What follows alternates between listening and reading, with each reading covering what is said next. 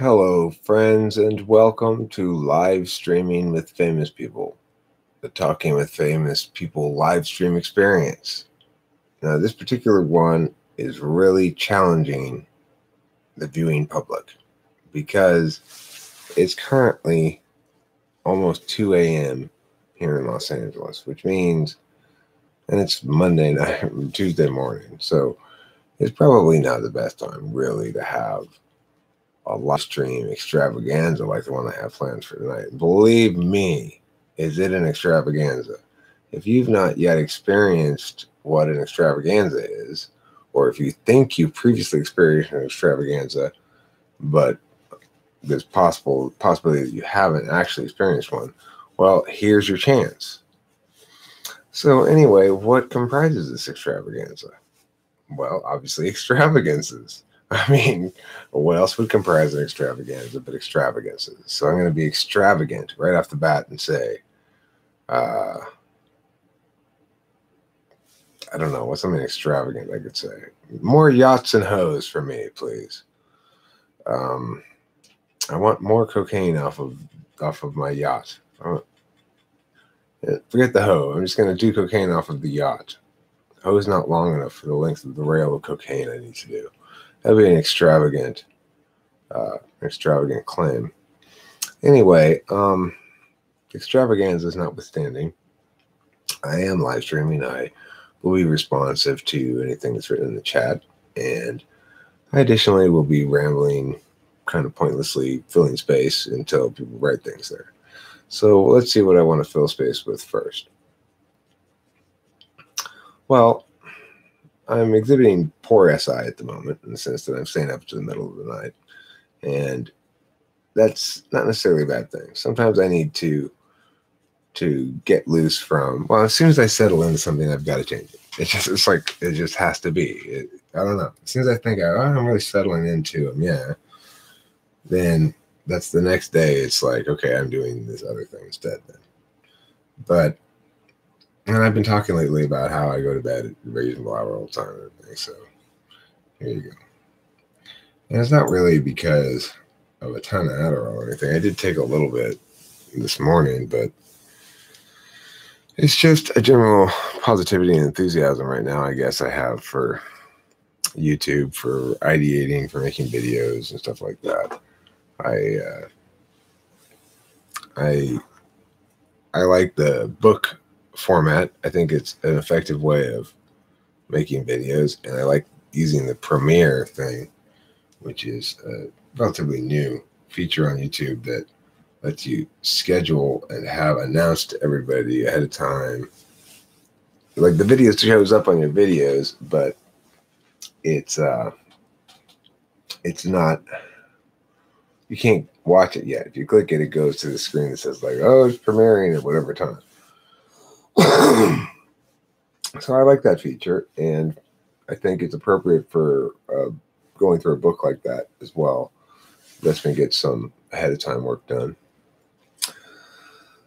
Well, not shockingly, at this time of day and day of the week, it's somewhat slow attracting people to participate in the live stream. That's okay.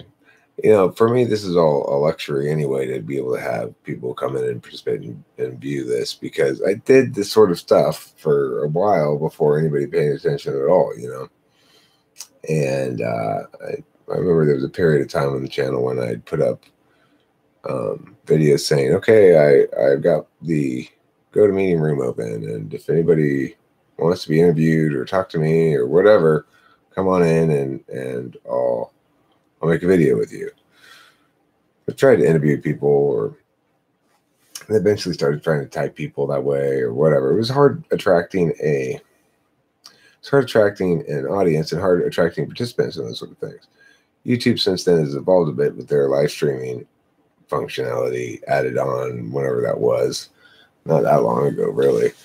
And with this new kind of live streaming, it's additionally added onto the functionality there and made it a lot, made what I used to do kind of obsolete in a way. Like, I didn't need to any longer have a separate platform to talk with people. But the difference is, with the raw rooms, which are in TWFP 1 and 2,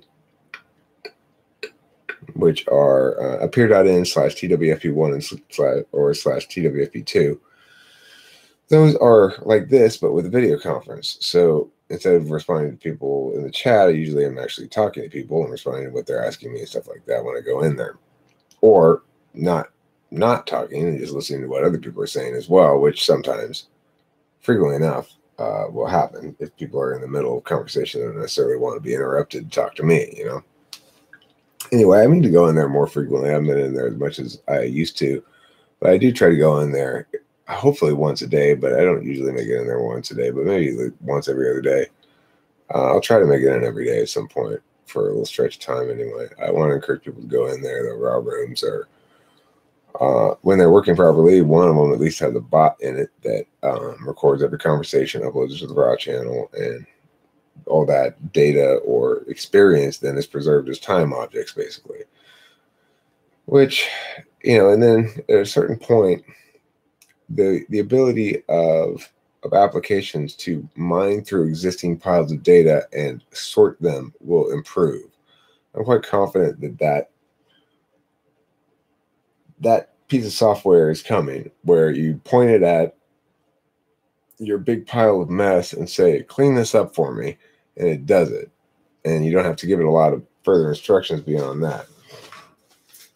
What does that mean? It means it transcribes everything, it tags everything, it understands everything well enough to put it into proper categories and shit. It does all the work that I do as a creator that's not making videos. Upload, add tags, put a title, put a thumb. I'm going to refresh this. I'll pop this chat out to see if there's any checks. Sometimes it doesn't start right away. It looks like it's not started over here. So probably people are chatting. Oh, yeah, good.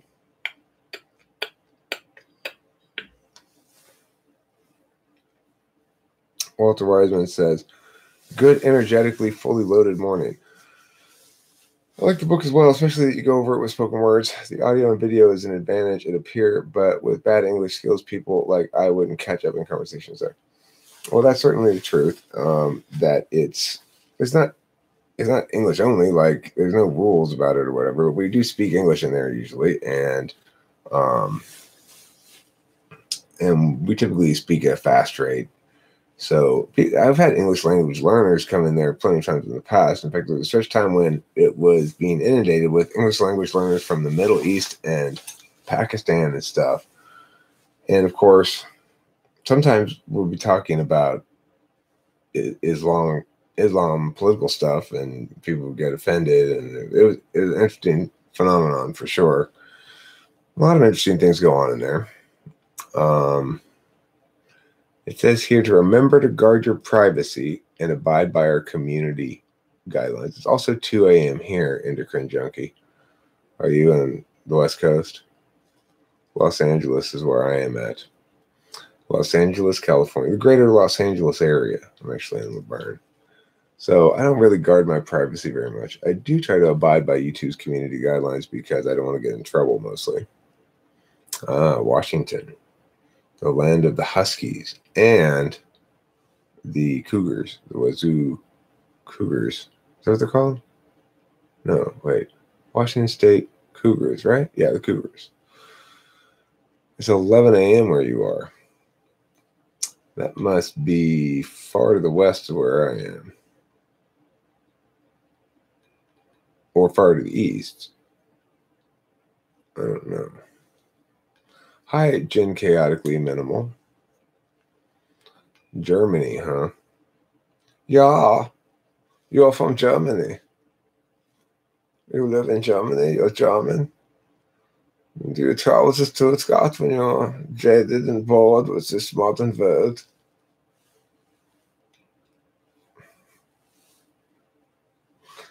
You know who else is from Germany? It's me, the International Delight. That's right. I'm international because I'm from all over the world. I've lived in Bonn, I've lived in Stuttgart, I've lived in Berlin, I've lived in Austria, even. Everywhere. International is my nature. That's why I'm the International Delight. I'm friends with Pakatot Lemon Squeeze. Perhaps you know him. Anyway, he's German. Cynthia O. Cynthia O. You're the beginning of an Irish last name. You expect to be delighted. I like that, Endocrine Junkie. Laying it all out on the line there. Just, no, Eric, we're not going to tolerate any middle of the night excuses. It's not going to fly here. I see, Cynthia O. So you're not Cynthia O'Kelly from old Dublin town.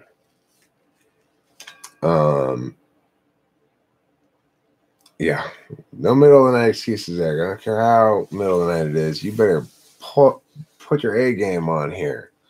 I want to see some seriously entertaining NETI ramblings.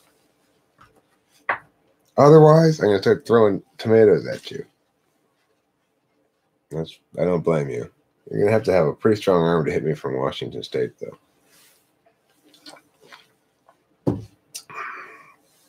Your tomatoes to waste.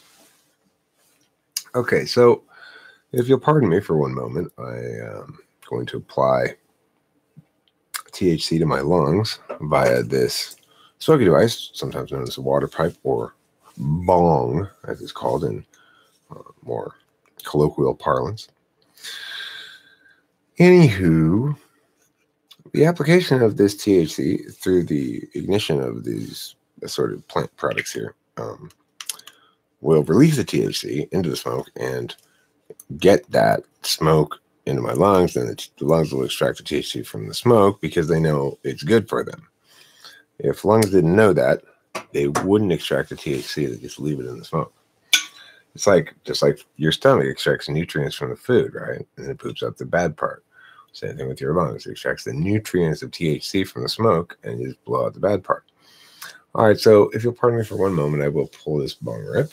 I'll mute this so I don't in your ears.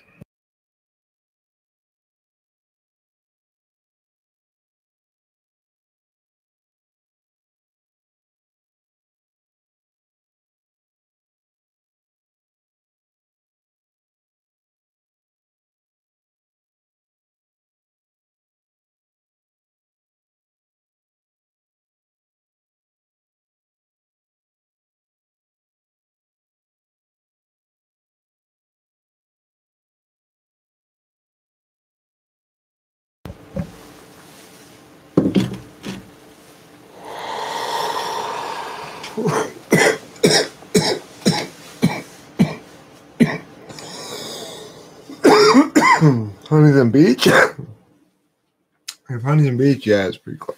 It's like 45 minutes from there. That was a good bong rip right there. Now there's their sound, Catherine Fisher. Okay, yeah. I just muted it out of politeness for your ears.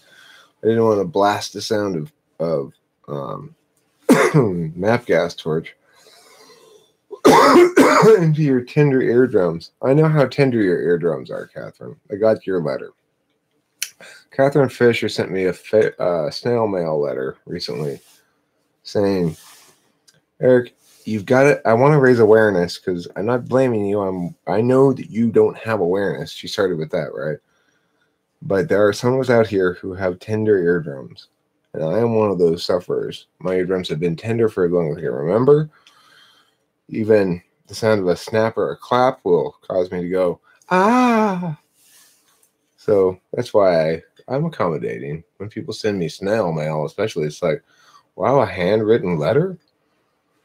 Well, thank you, Catherine Fisher, for sending me that letter. I appreciate it.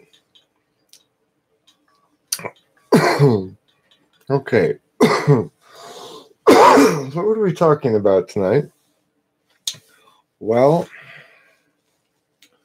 we're talking about Native Americans, icebergs, and iceberg lettuce.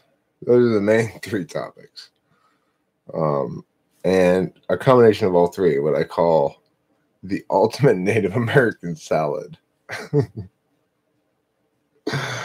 which has icebergs in it, little icebergs, obviously, because it's a salad, iceberg lettuce, and round up Native Americans. Idris Elba.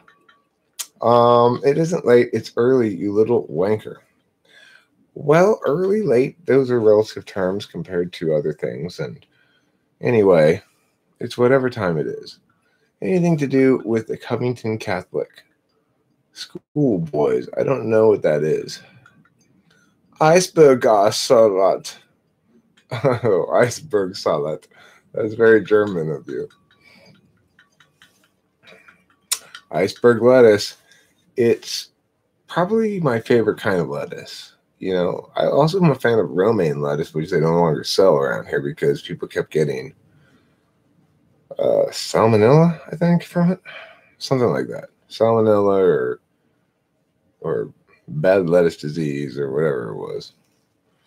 So you can't really get romaine anymore. But you can still get like arugula and spinach and I don't know, all the other kind of lettuces.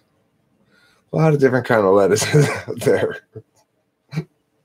The important thing to talk about as well. I mean, you know, if you don't know all your lettuces, how do you know you're choosing the right lettuce?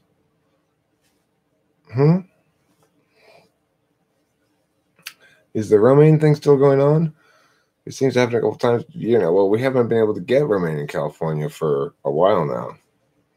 We still can't get it. It's like they just pulled all the romaine off the market. The thing is, it was kind of like the cheap filler lettuce, you know, that people would use in restaurants to, it didn't cost much. You get a big thing of it for $1. So, I don't know. I don't care. I don't really eat that much lettuce. I can't eat iceberg. I've always preferred iceberg anyway. It's my favorite. It's the most crispy and crunchy. Nothing like an iceberg wedge salad. Vitamins, schmitamins. Listen, endocrine junkie, you probably get plenty of vitamins from just one piece of cheese for your whole day. That you don't need whatever. That stuff comes in other kinds of lettuce. Iceberg's good. It is true. I've grown my own lettuce before, and it is very easy to grow. And the key thing about growing those little lettuces that are like leaf lettuces, you pick the leaves off of it, is if you keep picking the leaves off of it, then it'll keep making new lettuces almost the whole summer into the fall. If you stop, though, then it goes to seed, as they say. And the lettuce isn't any good for the rest of the season. You got to plant new lettuce. So you got to stay on top of that shit. This video includes, yes, you just heard them. I hope you wrote them down. Host Eric's lettuce growing tips. Thanks, Gen Chaotically Minimal, for prompting the lettuce growing topic there. I appreciate it. Don't get me wrong. I used to call the non-romaine lettuce dirt lettuce because it tasted like dirt. Yeah, it kind of does a little bit. Why were there so few obese people a long time ago? Apparently they didn't have better diets. Well, because why are there so few obese people a long time ago? I think the best answer to that is a vast majority of people used to do a vast amount more physical labor. So most of the workforce was involved in physical labor, and like people at home, women at home had to do a bunch of physical labor, and that burns calories. So that's what my explanation is. Oh, romaine was recalled here in Canada too. I thought that's where we sent all of our bad romaine. I thought we just sent it over there to let the Canadians eat it.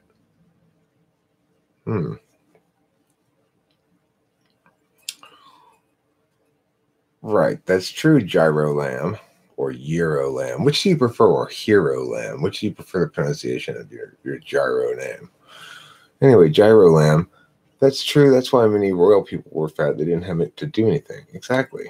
People just have to sit around and say, "And now kneel before me." And now kiss my ring. Now I'm going to tap you on the shoulder with a stick. There. Don't you feel important? I don't tap everybody on the shoulder with a stick. Not pronounced hero, but Juro.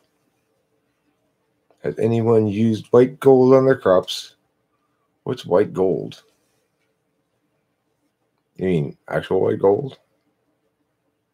Why would you use it on your crops? It seemed to be an expensive sort of fertilizer. It.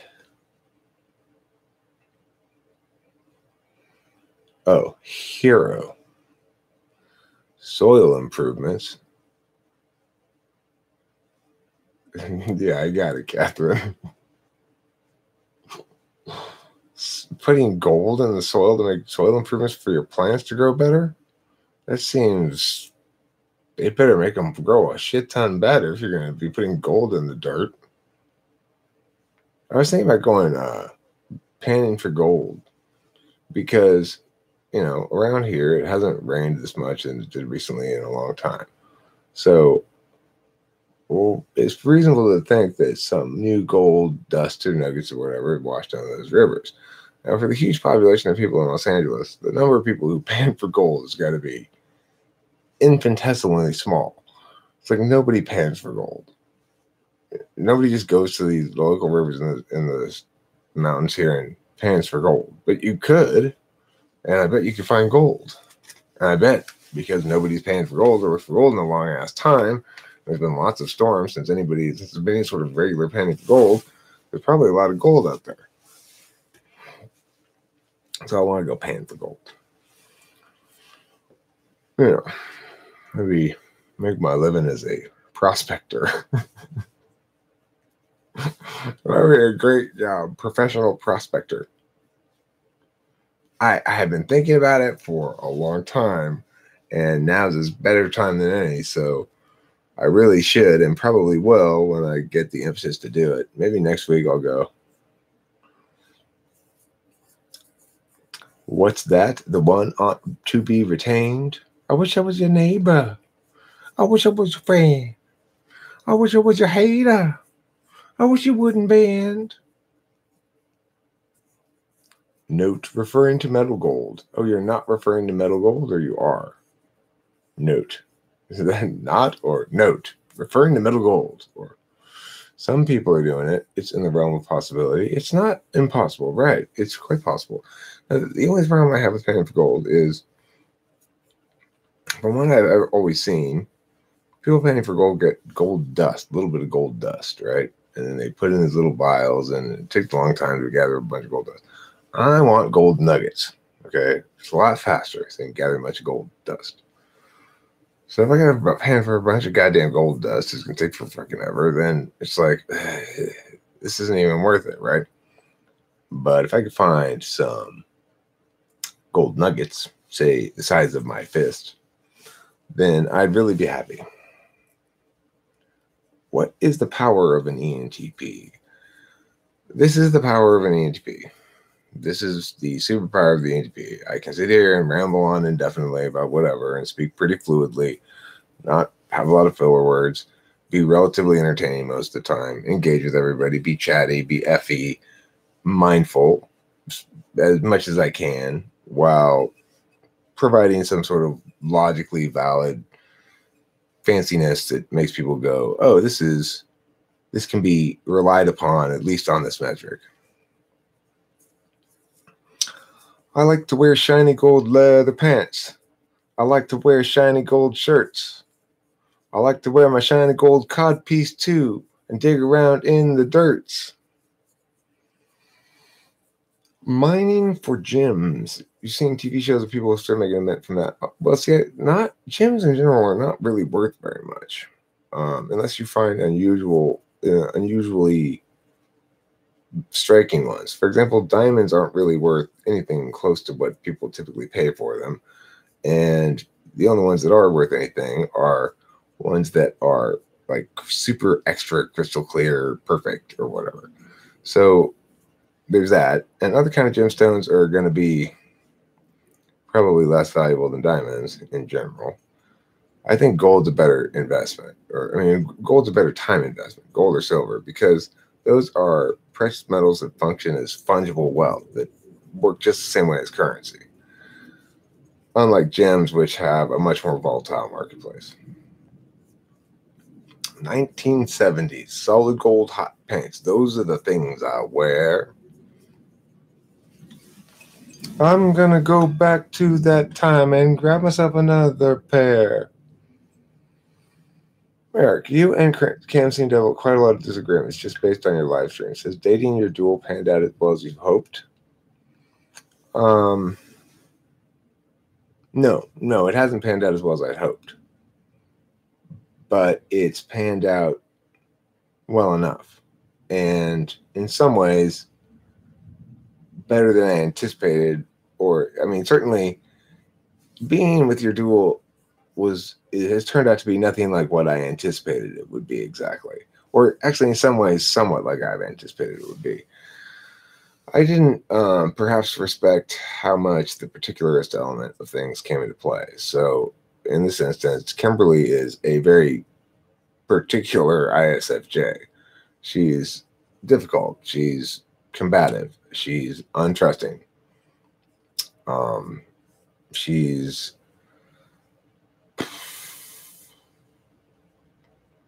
I wouldn't say she's selfish, but what I would say is that her general self-defensive quality, like protecting herself quality, makes her prone to overreacting to perceived transgressions on my end by herself not being teamy in some way. So it's a great question. And the thing is, I'm very attached to Kim. I've been with her for quite some time now, and almost coming up on 2 years in April. And there's a lot of things about her. Kimberly is my woman. My fiance, I guess, is her technical status, but I usually refer to her as my wife. Thank you. She and I, it's like I like our life together a lot.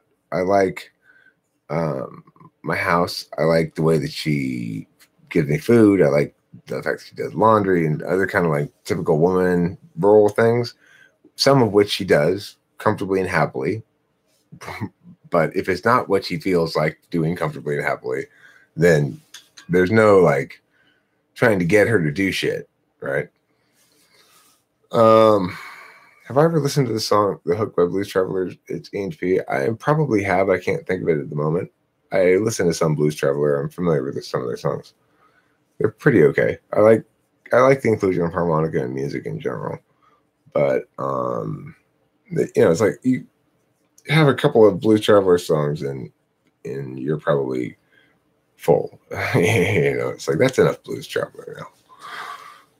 Who's Cam? Okay. What's your type, Eric? I'm an ENTP. You believe I'm INFP at the moment. You believe at the moment you're INFP, or you believe you're INFP at the moment? It's great to have somebody to be with. It is great to have somebody to be with, and there are lots of factors besides just the ones that people typically prioritize. Like, well, do you get along? We do get along. That's the funny thing. It's like we get along great in general, and when we get along well, I'd say we're very affectionate with each other, and it's very positive. It's a very positive relationship. But if you have to have spats to get along, it sounds contradictory, but it's not. I've never had deep connections with people I've never disagreed with. That's true. And that's something I've come to recognize and understand is also the way that our spats are evolving over time. So I'm doing a much better job in general of when Kimberly's saying shit that I would typically respond to on face value of, well, somebody suggested, maybe it was even you, Jen, I don't know, somebody suggested in the relationship video that what I do is ask the question, what are you really trying to tell me here? I'm on your team. Remember that I'm on your team. And so I tried that, and one of the last times, no, my sweetheart is an ISFJ. She's my dual. I'm ENTP, she's ISFJ. So I said that in the last conversation, and it reframed it for me. Like, it didn't really have whatever impact it was intended to have on her exactly, but it did impact the way the progression of the conflict played out because of the way it impacted my thinking about it in that moment. And it made me realize she's not saying to me what she really means. And this is the most important question. And I should be asking this question. So whoever said that, that was very helpful. And I used that idea, and it worked, even if not in the fashion intended.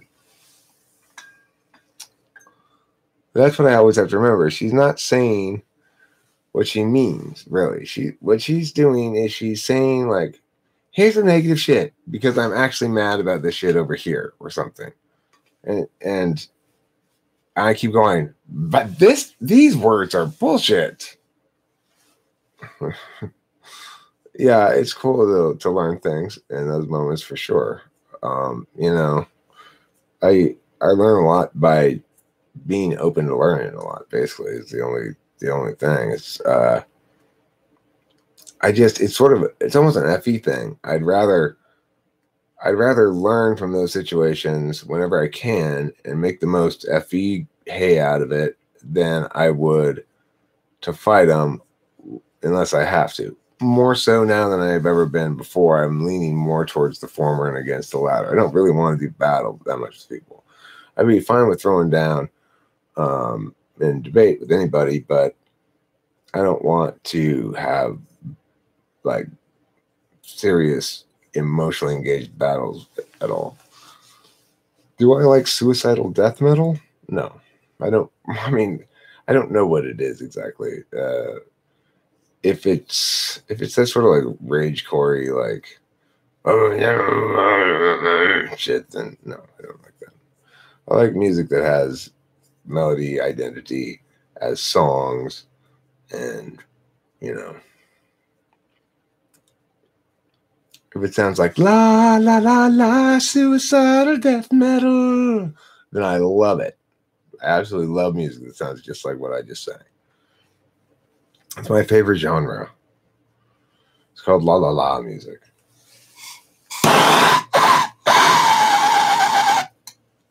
Yes, the kitty cat's right here, sleeping in the chicken's seat for some reason. She wants to sleep in there. It's like, that's for the chicken. That little white dish has chicken feed in it, and the green cup has chicken water in it. When I want chicken to make a video with me, she sits in that chair, and when she comes in here, like, because I sit out here, but the chicken wants to hang out with me. She doesn't want to hang out by herself. She wants company. So after she eats and stuff, she'll usually walk in here into the garage and just sit here next to my feet, basically. And I want her to sit in this little chair here where the cat is. But after she sits in the chair for a little while, she's like, I want to get down. And then I put her down and she just sits by my feet again, the chicken. So I can only keep her in her chair over there to make a video about that long, and then she'll get restless and she'll want to get down. Whereas the kitty just wants to lie there and sleep. Yeah, my chicken Red. She's the world's greatest chicken. She's a wonderful, wonderful chicken. I love her very much. I do activities with her, like we go worming together, where I'll dig around in the dirt and she'll follow me and pick up the worms, and then we'll come in here and pull bowls and relax for a little while. Yeah, my chicken Red, Officer Red. Yeah, so you can see her. It's kind of hard for me to get the link right now, but there's some videos with her in it. There's a video of her laying an egg, which is pretty like sciencey. It's kind of like up close. You can see what happens when she lays an egg. And there's another video. There's a song featuring her called Officer Red's song, and she's in a couple of Type Police videos where she typically advocates for immediately throwing everybody in the slammer, but I hold her back.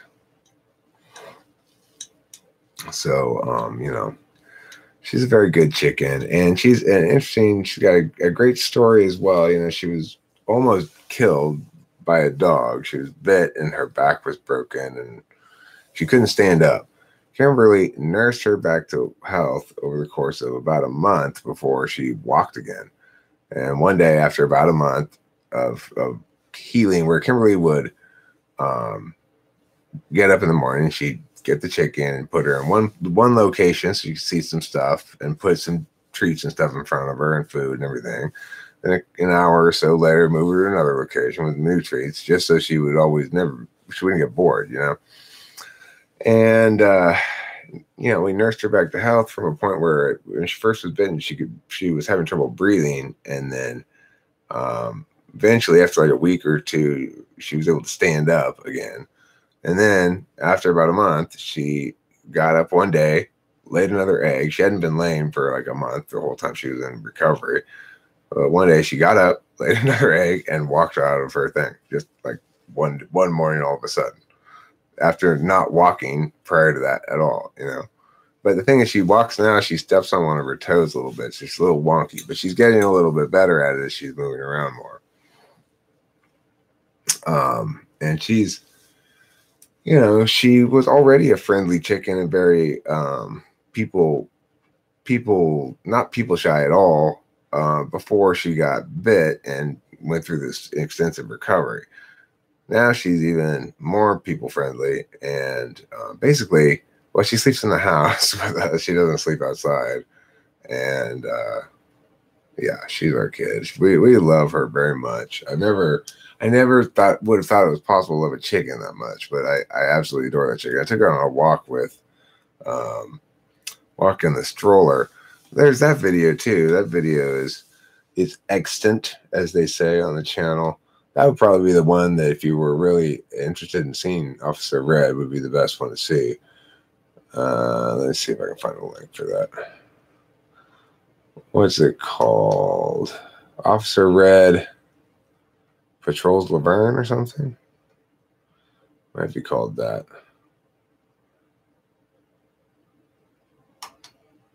No. This one. God damn it.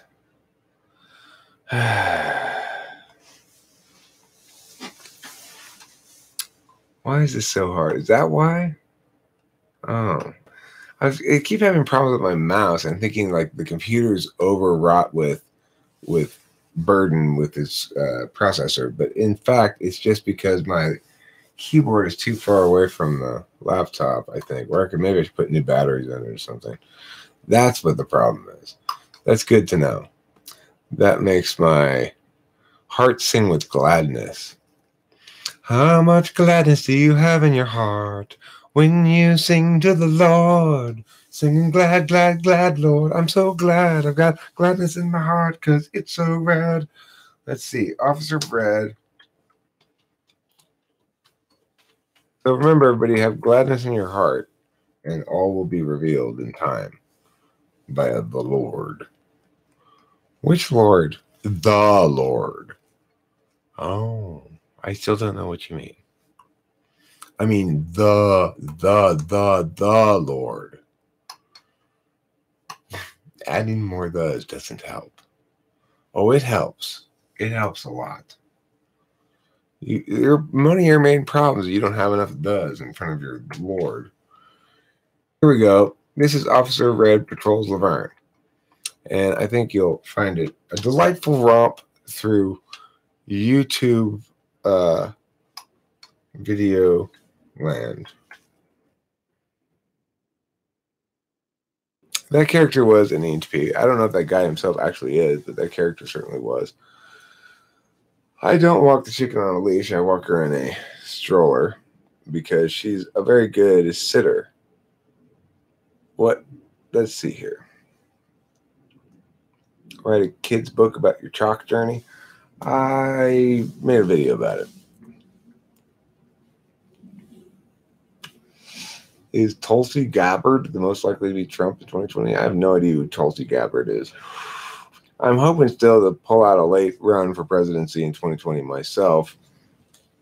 I just today renewed on Google my domain name, Eric Strauss for President. So, 2020, vote for host Eric. I will be running for president. If not in 2020, then definitely in 2024.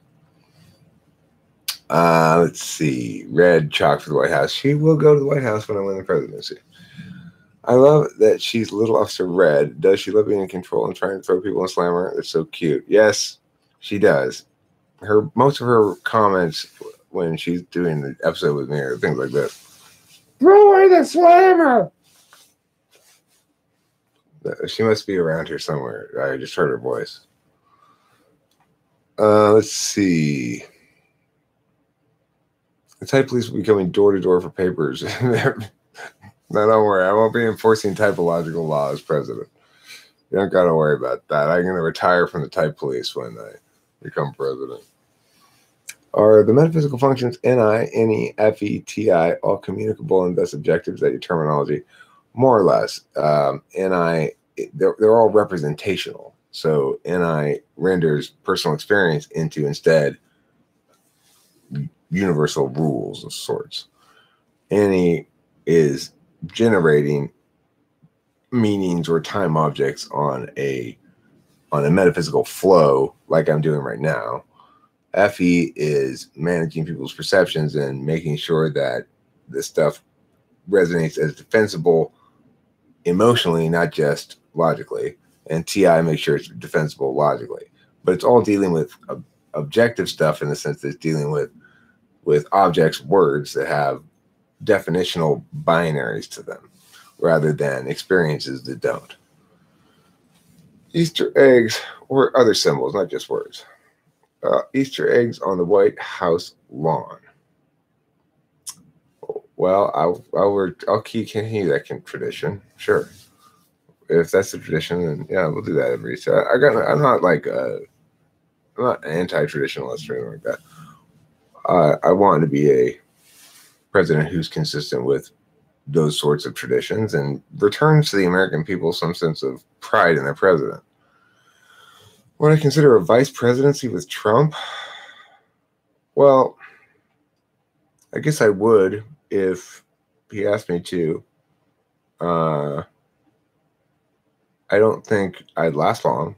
I think I'd have trouble working with him probably. I would try to work with him. My basic perception is if I can have an opportunity to talk to somebody long enough, they'll listen to me long enough, then eventually I'll persuade them or we'll reach some sort of correct conclusion. But I'm not at all sure that's the case with Trump, even if you let me talk at him forever. But it could be. I don't know.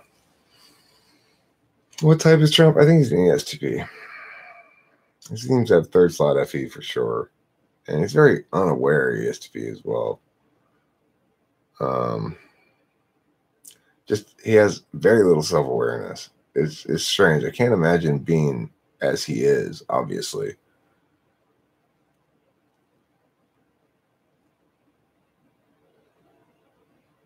If one compares oneself with others too often, what functions are accountable for this? I'm talking about comparing and unfortunately drawing negative conclusions in this case. Well,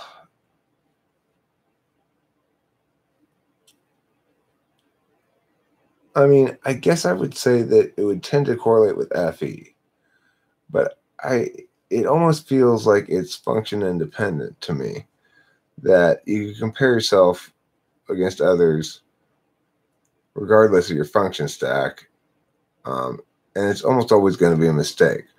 But I do think that that whole comparing thing, you've got some options, right? You can compare against your ideal. You can compare against the alternatives, You can compare against some external standard or ideal. You can compare against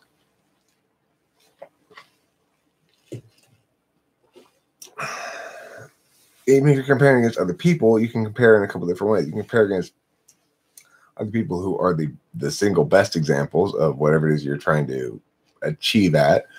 You can compare against people who are the average. You can compare against people who are shitty. You can compare realistically, or you can compare too objectively, so to speak, where you're not giving yourself enough credit. If you're talking about subjective shit and you're comparing yourself against others, then that's very questionable for sure. It's like double questionable. So if you're like, well, I'm not attractive compared to that person. I mean, attractiveness is a complex composite of things. There may be extreme outliers, but I'm certainly not what normally one would call a physically attractive person, but I've been able to attain some measure of desirability in the eyes of others anyway. So I don't know. It depends what you're comparing yourself against. So it's like, in what areas do you compare yourself against others? Do you do it with your music or art? Do you do it with your desirability of the opposite sex? Do you do it with your intelligence? Do you do it with your level of achievement? Do you do it with how much sand you can fit into your vagina? That would be a good one too. I'm not saying I'm not accusing you of that. That came off rougher than I expected it to. Let's see.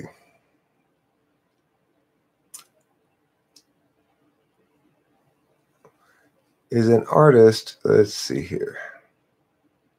Can any be reduced to just dealing with words and symbols? I'm an NI Dom, and I wouldn't say the same for NI. Well, what I mean by NI is reducing these words and symbols is it's knowing things about the world, right? For example, you would say that an NI Dom would know what works in a song or what doesn't work, for example. Like, let's say I have a pretty good song and I've actually listened to it and you're like, yeah, it's a pretty good song. But then there's one section where I go, and you just hate that section. And you're just like, oh, that ruins the whole song. And NI Dom will know that bad thing is predominant here, that it tips the scales of the whole thing over and collapse it into the trash can or something. And so that would be typical for NI. But that doesn't mean you're not dealing with words or symbols. It means you are dealing with the ways of the world in what you'd call, but I've called it NI before, pre-creational. It's it's the process of converting things that are not symbolic into those that are symbolic. You don't necessarily, but it's not deconstructible. So it's not like TI where you can always explain why it is the case that this thing works or doesn't work in a song, for example. Sometimes you just can't explain why it is, but it's nevertheless the case. With TI, you can always explain why. But so in that regard, the truths are holistic. The truths themselves, the holistic truths can often not be reduced to a single word or symbol or set of words or symbols that represent them. But nevertheless, NI is dealing with the world as though it is knowing things about the world rather than knowing things about its own experience. Is an artist who makes conceptual work like music albums with big grand themes and cohesive deep stories more likely to use NI or NE?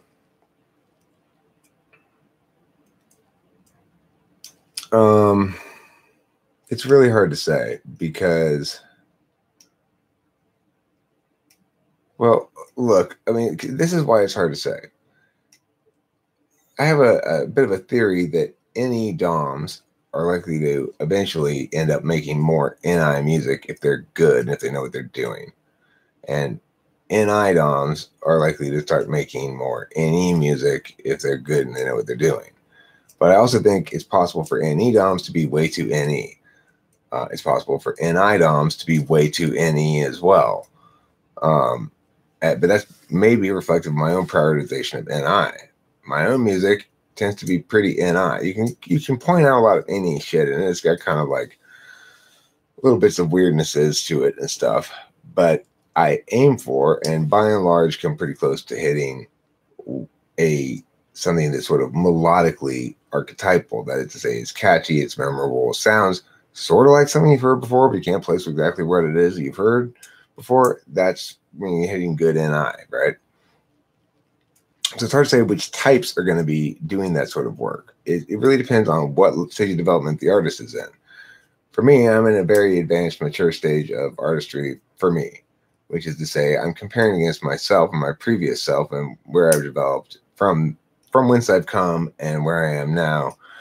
And knowing what I know now and knowing what I didn't know before helps me to understand, that the distance covered there.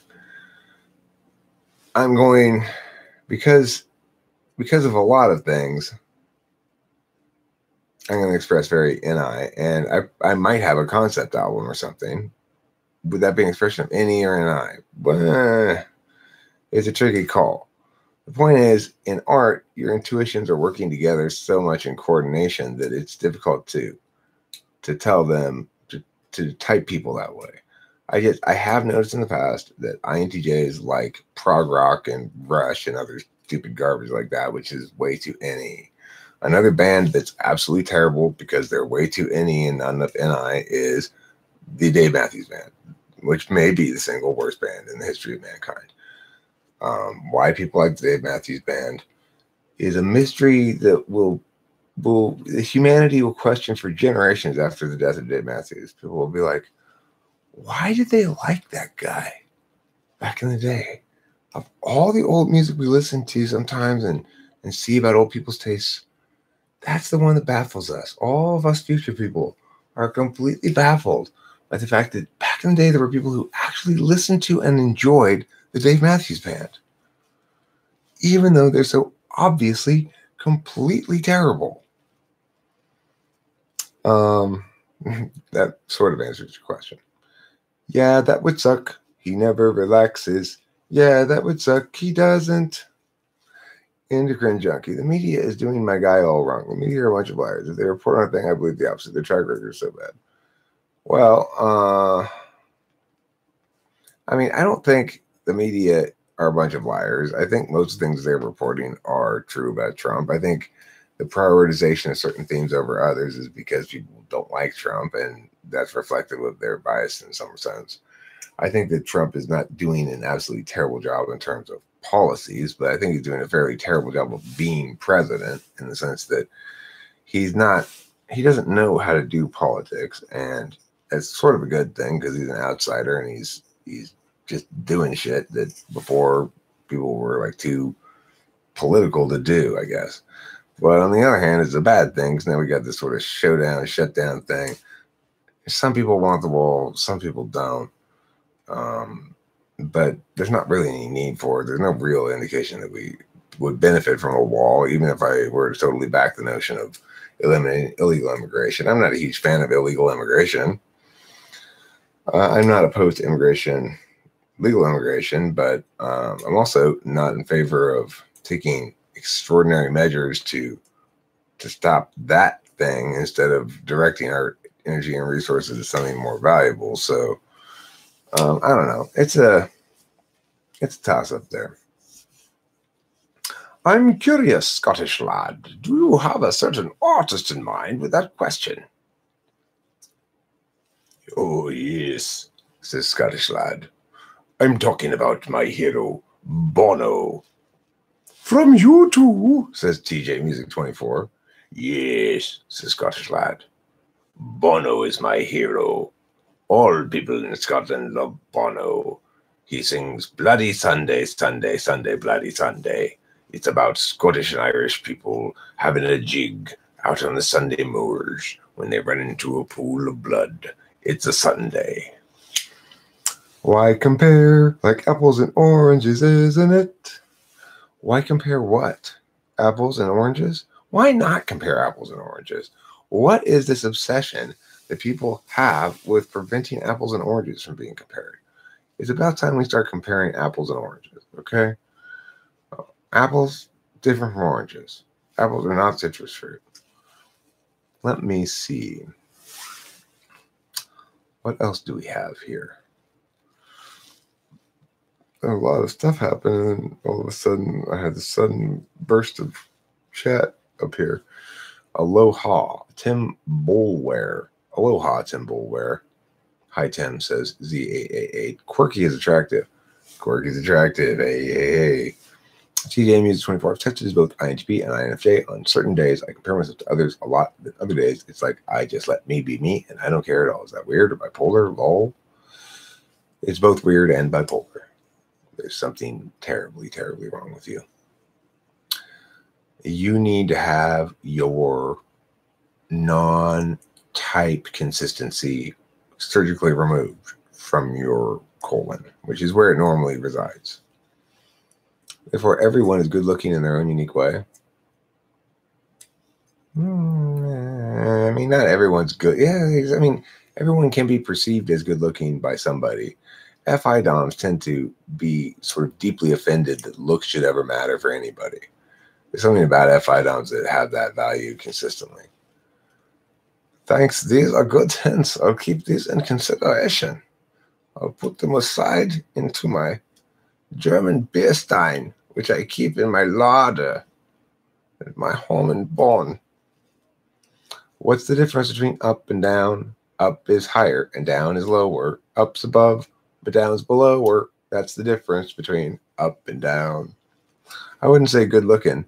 They can have qualities to which you are attracted. Oh, Martin L. That's a good observation. It's a good distinction. NI Don equals producer. You mean NI Dom? I mean, I think intuition DOMs in general are likely to be involved in some sort of creative enterprise. I produce a lot of music. I'm an NE DOM. What's technically good looking anyway? Ken doll perfect or individual unique quirks? You've got to have a chiseled glare like this if you want to be a man attractive, with a facial expression that says, "Hey, I mean business." There, all the ladies are calling their divorce attorneys right now just from that look. Artists often try to balance them out. Try to balance what? Up and down? Quirky and special? Looks as opposed to quirks. Quirks as opposed to looks. Yeah, well, looks and quirks are different.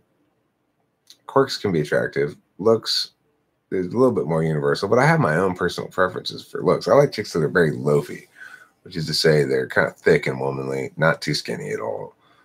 I don't like platinum blondes or anything like that. I want my chick ideally sort of brunette-y.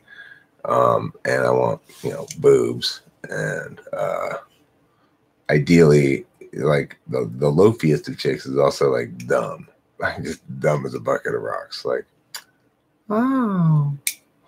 But anyway, I wouldn't want to go out with that chick. I'm just saying that's super sexy. My top 10 albums. I don't know if I'll be able to give you 10, but some albums I think are really good. I'd put Joni Mitchell's Blue up there pretty high. There's probably a Pixies album I'd throw in there. Like maybe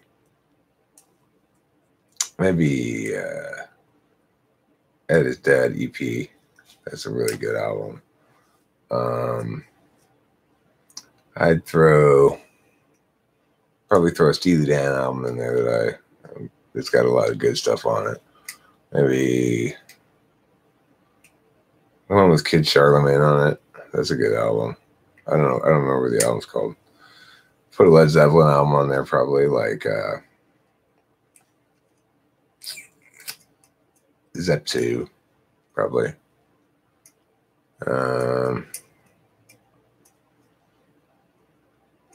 What's another good album? I might put Brighten the Corners by Pavement. That's a pretty good album. It's a little slow. If I listen to it now, I think it's kind of indulgent. Pavement's a little self-indulgent. Oh, I put Marshall Mathers LP on there. Eminem's second album. That's really good. I probably put Straight Outta Compton in there as well. That's a good album. It's got a lot of tracks I can listen to. That's really the qualifier, right? Is like you don't want to have to skip very many tracks. I could think of other good albums that I like a lot too if I thought a little bit more. Like there's probably a Green Day album or something that I used to listen to quite a bit. It would be worthy of inclusion.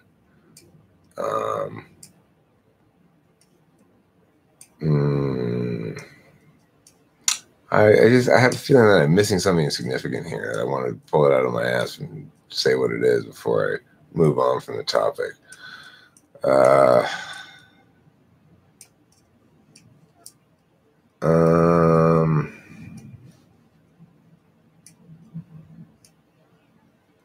don't know. Nothing else really pops to mind at the moment, so I guess I'll move. Well, you know what?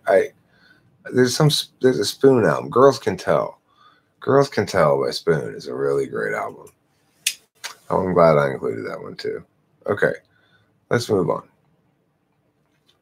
What's the difference between third and fourth slot FE? Third slot FE is much more concerned with the actual successful attainment of FE, which is of a somewhat more subtle variety than fourth slot FE, which understands FE in a kind of a blunt but cautious approach. ISTP FE is much rougher than INTP FE. INTP FE is very cautious and wants to make a good impression, but doesn't want to overstep any. Third slot FE, it very extroverted, intuitive thinking receiver, is going to be much more risky. It's going to take a lot more risk. So the ENTP may or may not be more well liked than the INTP, depending on the stage of development and effectiveness with the FE. It takes a while and a lot of trial and error for ENTP to learn to make the FE mistakes and then to not make them again. So that's the difference. INTP never has to learn to make the mistakes, whereas ENTP has to learn to not make the mistakes. Scottish lad. Actually, I did have a person in mind. The person in question has read an insane amount of theology and poetry and such, and the guy meticulously crafts the songs around the concepts and ideas. The band Ghost. Can you predict how an INFJ would play chess in connection to their stack? I mean, I don't think they'd be particularly effective at chess. They would want to be able to play it reading the person. They failing to do that, given the fact that chess you can't really do that, they'd play it with their TI, which is to say they'd probably think through, or their NI a little bit, but they'd think through possibilities somewhat and then try to, or I mean, there may be a visual approach to it, but the NI don't. If their NI visual approach lends towards spatial stuff, but it probably won't because it's paired with FE, not TE. So I don't see chess as being the game for INFJs. I see poker as being the game for INFJs. Poker is their ideal game because it has both the logic stuff, the TI, which they can employ their third slot just fine to do the probabilities and basic sort of understanding of which things are more likely to win than other things, in which context stuff. But they can also read the people and go, all right, this guy has something medium good. So the whole time they're extroverting their tool function at the game. They're thinking the whole time, what does this guy have? What does that guy have? What does that guy have? Whereas the whole time I'm thinking, what am I going to do? What am I going to do? Like, what should I do here? Because this hand, I don't worry about what other people have. I'm worried about what I have, kind of thing, which is not a good way to play poker. Lada is Eastern Europe. We have Volkswagen, BMW, Mercedes, Ford, Fiat. You live in Lada, Germany. Lada, Germany. First we have the law, and then we have the da. We are called Lada. It's the most Eastern European part of Germany. They're out in Bulgaria or something. We've got the Volkswagen, we've got the BMW, we've got the Mercedes, the Ford, yeah, and the Fiat. It's wonderful. Thanks, Walter. Appreciate that. Was referring to balancing NE and NI out. All right, thanks, TJ. Appreciate that. Appreciate your vote. Martin, Jeff, I would go on intuition more than calculated moves. Or have you tried my hey girl, don't be like that girl, you know you my world girl, and then ooh la la? Those 4 lines usually get a girl from, giggling at you to sleeping with you in just 4 sentences. Do I like the band Sublime? I like 1 or 2 of their songs. They're hits. I think Bob Dylan sounds annoying. Yeah, he does sound annoying. His vocal affectation is just that. It's a vocal affectation. Neutral Milk Hotel for NE. I'm not that familiar with them, so I probably heard a few of their songs, but I'm not knowledgeable about their, what do you call it, catalog. I dig Joni Mitchell too. I dig her and brand new shoe. Layla B. Hi everyone. Well, everyone can't answer you, Layla B, unless they choose each individually to do so. But I can answer you for me. Hi. Blink-182 self-titled. You think it's a good album? I don't think I'm familiar with it very much. Probably know a couple of songs off of it, but I never owned the album. Whenever anyone asks me what music I like, I always first think of The Doors. The Doors, huh? I like a couple of their songs, but I don't think of them as particularly aesthetically wise. Aesthetically wise artists are few and far between. That is to say, they're making good decisions in general, not getting lucky on a few tracks, What type are blackjack players? There's card counting, playing perfect strategy.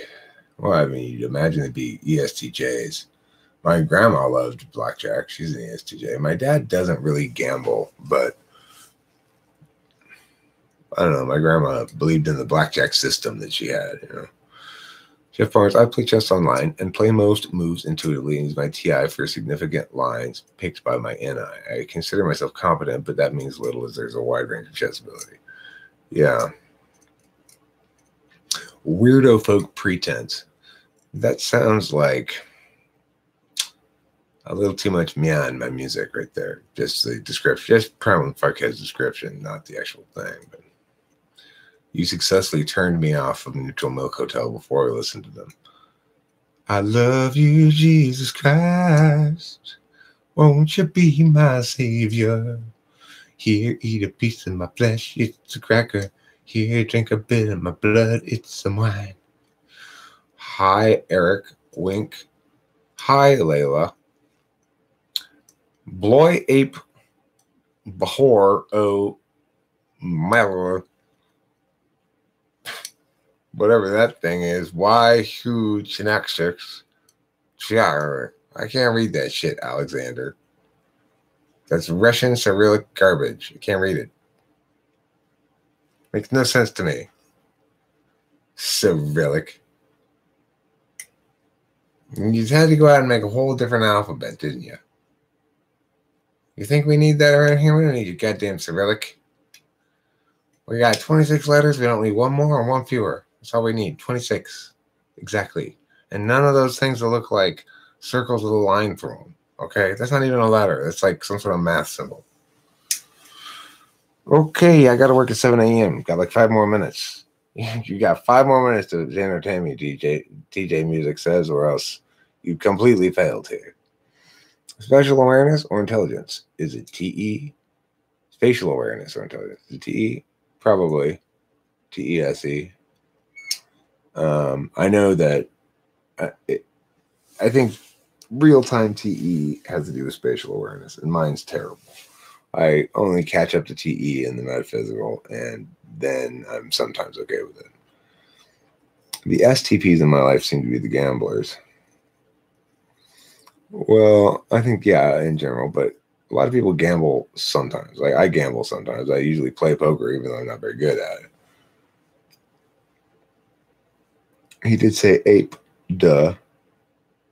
STDs, STDs, STDs are sexually transmitted diseases. STPs are most likely to have STDs. I think that's fair to say. After all, they get their hump on. Oh, yeah. My name's STP. I'm slaying the pub. Uh-oh, now I have a sexually transmitted disease. Oh, well, I'll continue slaying the pub.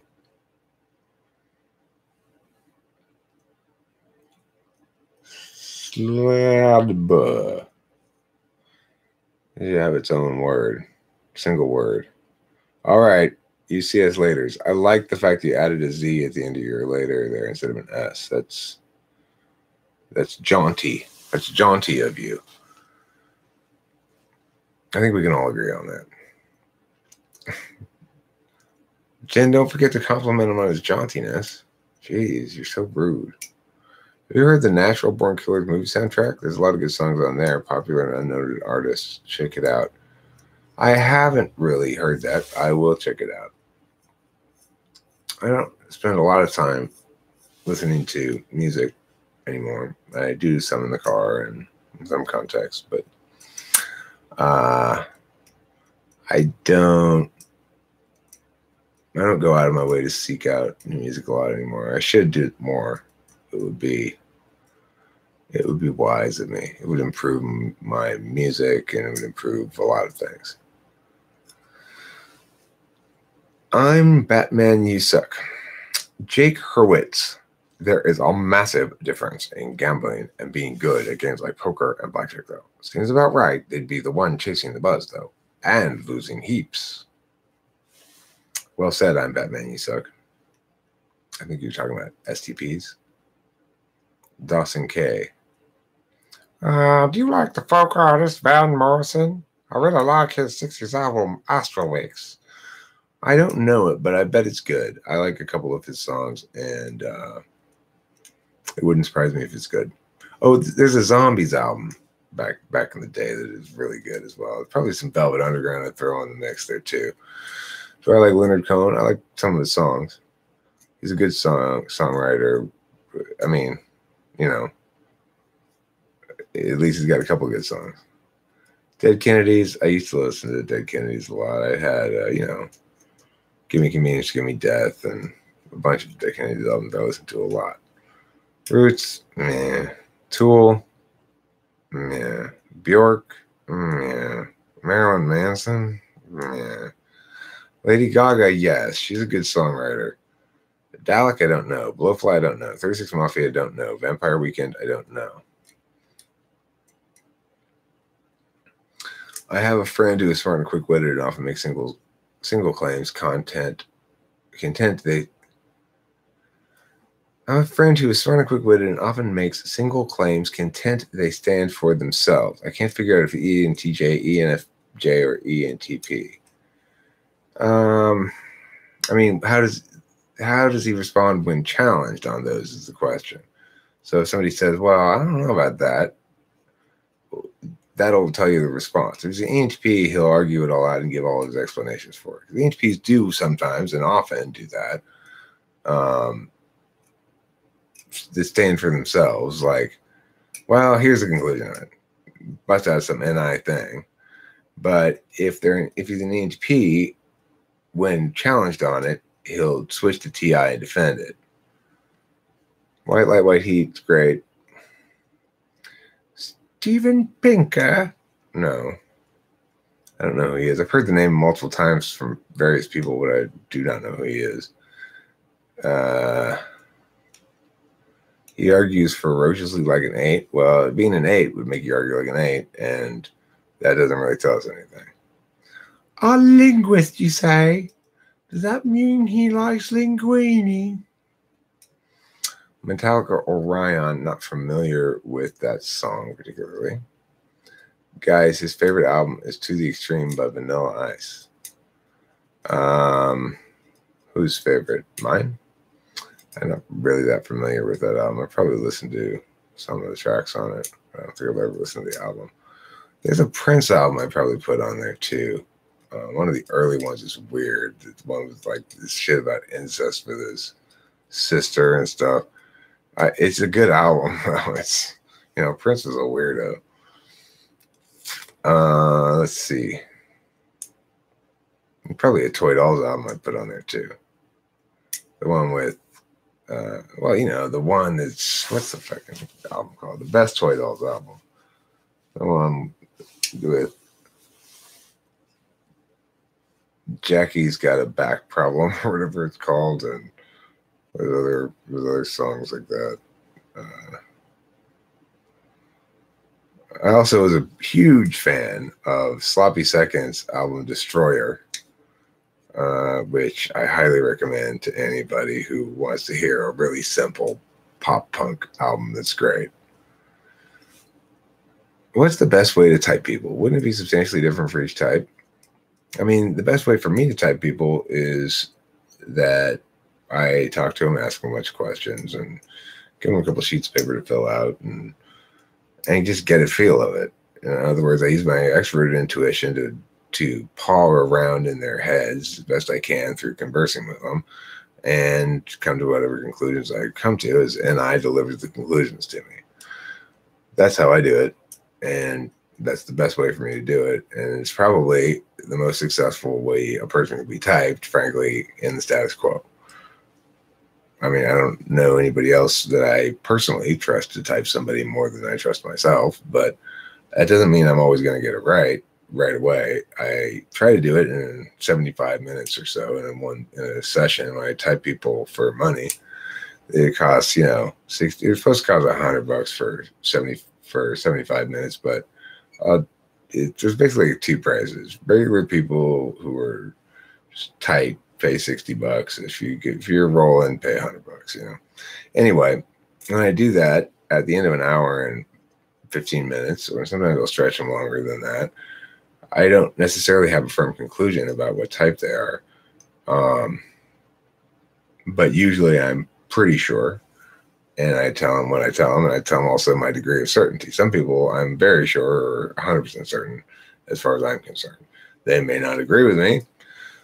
No skin off my back. I don't care. Bjork's got some cool songs. She's not terrible.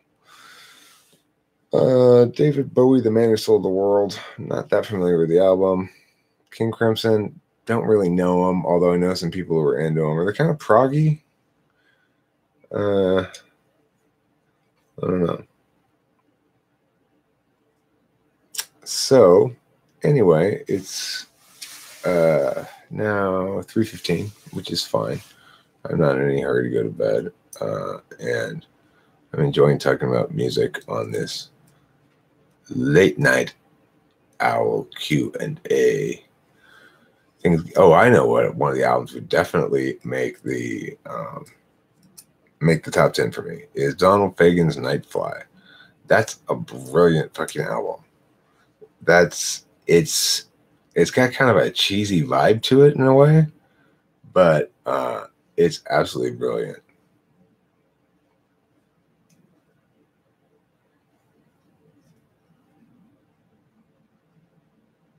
Thank you, Primal Fuckhead. He says health is very chill. That's Host Eric Learns to Talk. My first album was called Host Eric Learns to Rock, and my next album was called Host Eric Learns to Talk. Donald Fagen. Donald Fagen was the songwriter and piano guy or keyboard guy for Steely Dan, and he made a solo album called The Nightfly. And if you look, it's interesting that with the internet, I've looked up some of these old albums that I used to like and see what people think about them. And it's interesting that the ones that stood out to me naturally as a kid, the ones that stuck with me, and the ones that I liked, and the ones that I thought were special, are actually albums that in general are recognized as unusually good. So, like, my dad used to listen to all kinds of shit. Most of it was absolutely garbage. But one of the things he listened to was his Nightfly album. It's like one of the few things I took away from what he'd play in the car on his cassettes. I just like the album a lot, and I've listened to it ever since I was a kid, and it stood the test of time. I still want to listen to it, like Joni Mitchell's Blue. I still want to listen to the album. It stands the test of time. So those kind of albums, when you look them up and you realize people in general say Joni Mitchell's Blue is her best album, and Donald Fagen's Nightfly is a sleeper genius album. It's nice. It's like, oh, so my childhood instincts, my NI was right on the money in picking out the music that I wanted to listen to, or my desire, my FI, or whatever you want to call it. Have I heard from Opal Lloyd? No, I've not heard from him. He's kind of a weird guy, kind of super, super, super intense. But at the same time, I've not heard from him for quite a while. I hope that he's okay. But it's consistent with his style that he wouldn't go and contact me anyway because he's embarrassed about something stupid. Lol. I knew Eric was a Michael Learns to Rock fan. What's Michael Learns to Rock? Keep in mind, Host Eric Learns to Rock was an album I made back in 2004 or maybe 3.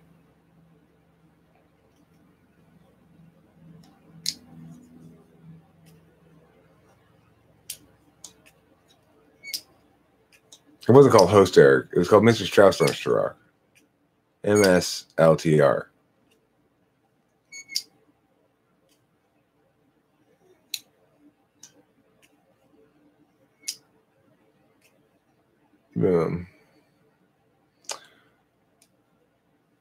Okay, so FNI-FE combo does it without considering the meaning of the words people use. I rely on nonverbal cues and will pin them down as being similar in type essence to someone else I've already typed. I see. I'm listening to some right now of Donald Fagen's album. I recall this on the radio as a kid. Great music. Didn't know the name until I... Yeah, it's great. It's a great album. Every song on it. I mean, I love that album. What genre would you say is your favorite, preferably made up? Well, it's called Eric Rock. It is my genre that I say on when I encode my songs, and it has a space for genre. I always put Eric Rock. So I'm going to claim that is my favorite genre. Yeah, that's good stuff. Steely Dan do seem like a nerdy band with too many guys wearing INTP. They very well may have been. That would make perfect sense to me. I don't, maybe, especially Donald Fagen is almost certainly an NTP, probably an INTP. He's not an ENTP. So, and the other guy as well, maybe, now that you mention it. I never thought about that before. Yeah, pretend away. I honestly don't know what Michael Learns to Rock is, but I'm assuming that must be something that's existent now that people know about or something. But the reality is I released that album way the hell back.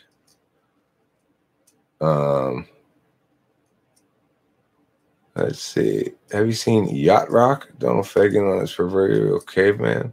On it, is it Proverbial Caveman? No, I haven't. I don't know anything about that. It's an interesting question. I'll just look it up later.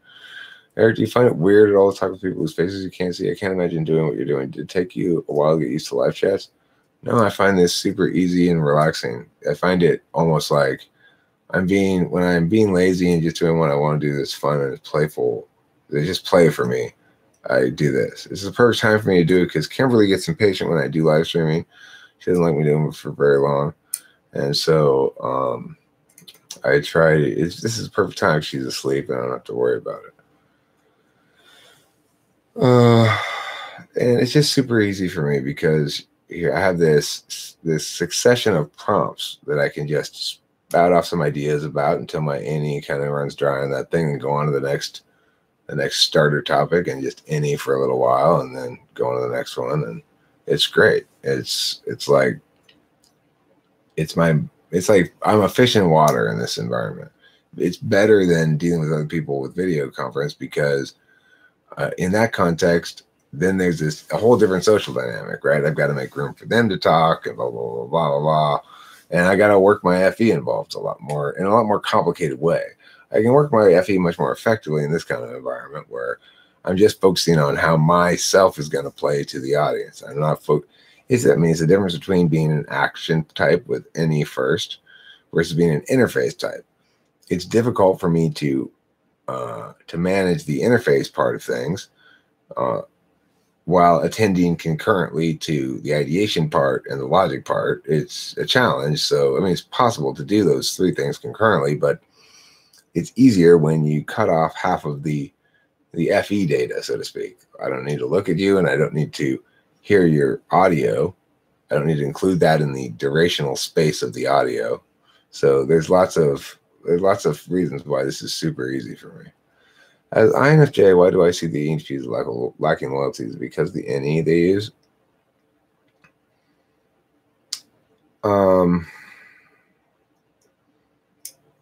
I think it's probably because of the TI. I think you see ENTPs as prioritizing their notions of consistency over things like friendship, even, or siding with you when you're wrong. Like, there's certain times when you're wrong, but the other person should side with you because they're on your team, not because you're right. And as an ENTP who's maybe a little bit older, I mean, maybe this is why I should say, there's no question that I'm older, but maybe because of my additional age, but I'm somebody who values loyalty a lot. And at the same time, I can see how an INFJ might view my behavior as disloyal if they were really prioritizing the team identity thing in a circumstance where I was prioritizing universality or TI. So that's one reason, potentially. As an INFP, I find INFJ very nice. You're nice. I like you. You're nice. Or at least they appear nice, but then it's like, that's as far as it gets. Why are you only this nice? I find I relate to the world in a more intense way or something. Well, I mean, they're ignoring your dominant function. You're ignoring theirs. You see them as fake, but you're ignoring it. So you don't just say that. You go, they appear nice, but then that's as far as it gets. What you're saying is you don't see them as fundamentally prioritizing their own authenticity like they should be because they're like an FI Dom would. But instead, they're prioritizing being nice, and you see it as hollow or lacking authenticity. But you're unclear about why, because you're ignoring that dominant function of theirs as they're ignoring yours. Am I getting progressively dumber? My name's Jen Chaotically Minded, and I sound like an old Englishman.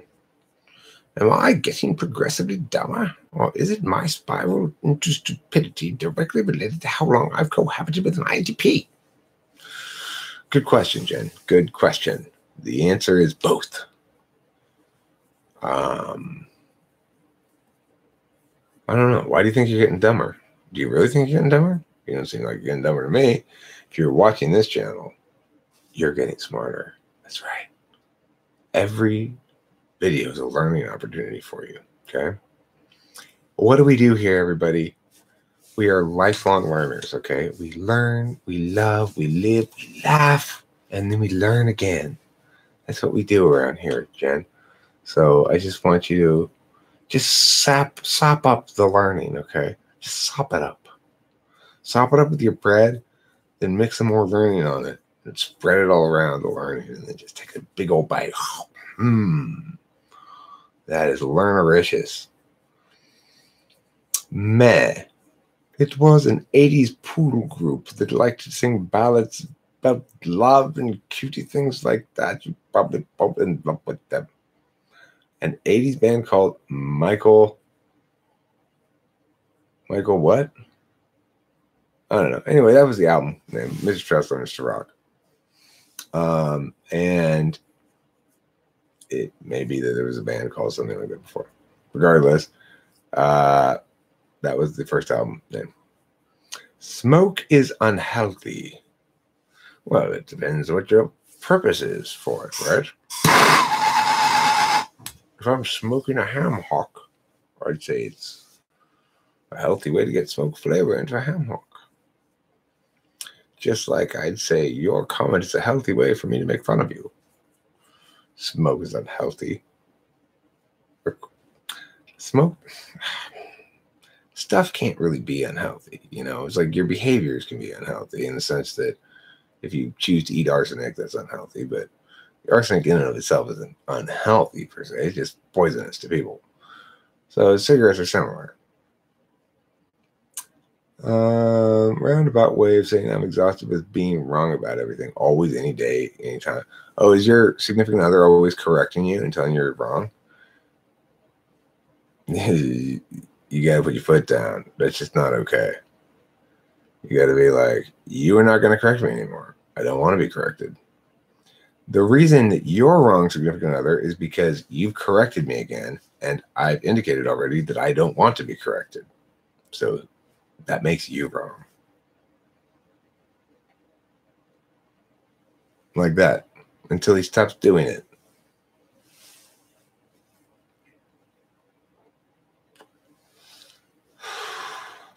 Alexander Klochkov, nobody can read that Cyrillic, okay? Again, with a circle with a line through it. That's not a letter. The wrongness results of feeling exhausted, not the other way around, I think. I feel pretty smart until living with an ISTJ too long. I get what Jen is saying. I think he thinks I'm smart, but I'm like, then why are you looking at me like that? The key thing to me would be don't correct me all the time. Even if you can find something to negate in what I'm saying or to quibble with, you could always find something to quibble with or negate with what I'm saying. If your husband's always correcting you, it means he's got a terrible habit and bad FE. You need to stop that shit.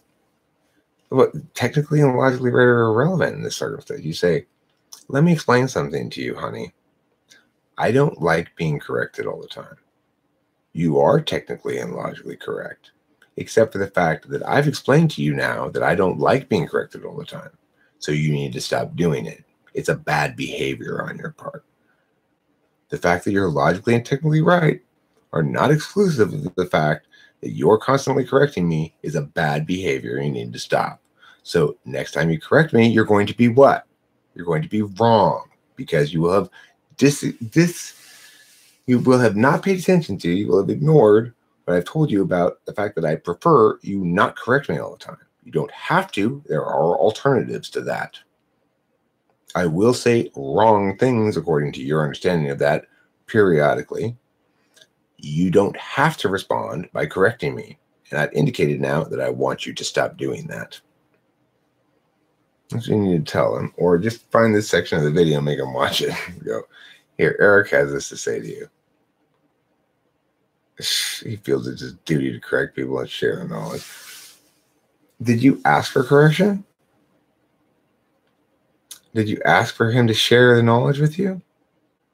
If you feel it's your duty to share your farts with his face, does that make it okay for you to squat over his face while he's sleeping and go, hey, wake up? And then that's what he's doing to you. He may feel it's his duty to share his fart with you, but that doesn't make it okay to put it in your face, right? When he wanted to show his slower plan would work as well. Is that him countervaluing? And let me see here. Play a tactical board game with ISB's complicated position. Myself clear and straight, but he kept suggesting alternate any possibilities. That's his tool function. You have a much more successful time playing with an ENTP because the intuitions complement each other.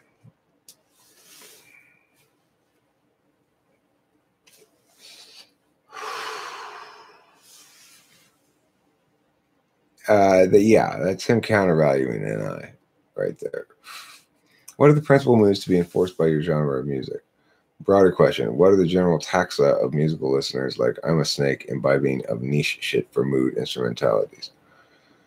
Okay, well, I don't know about the musical listeners part, but I would say the principal moods to be enforced by my genre of music is generally positive, or even the slow songs are more like to be love songs than sad songs, like than breakup songs, for example.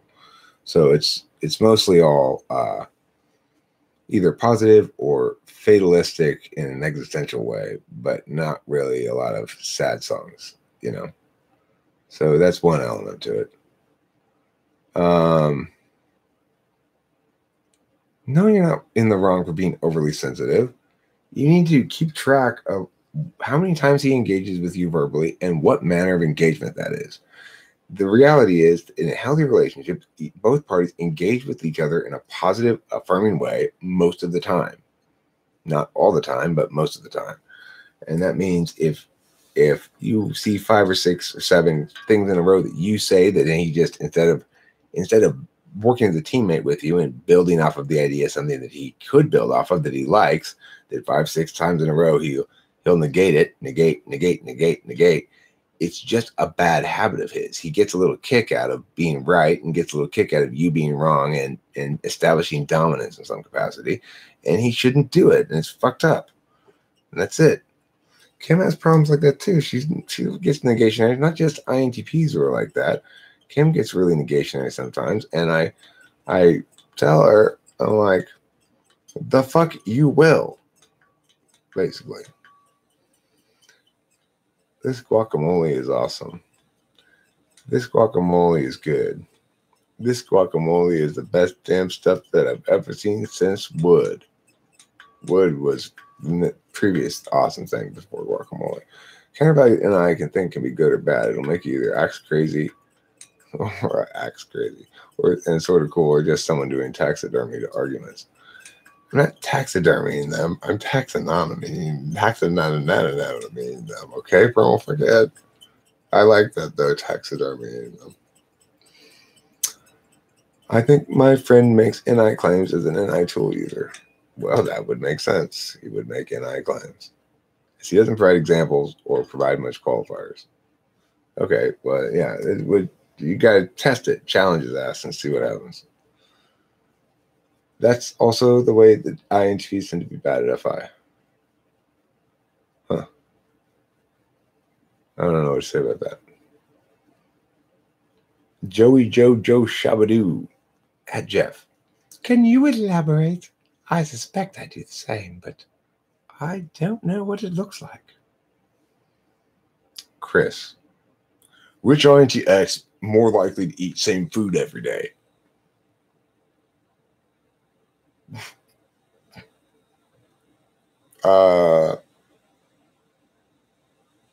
J. I'd say. In other words, NITE, not TINE. Layla B. I'm Layla. I'm new to MBTI and not sure what my type is. That makes me an INFP, right? Well, that's a pretty clever joke there, Layla. It doesn't eliminate it from the possibility based on your cleverness of your joke. Could be an INFP, could be ISFP, could be GGGG, could be anything.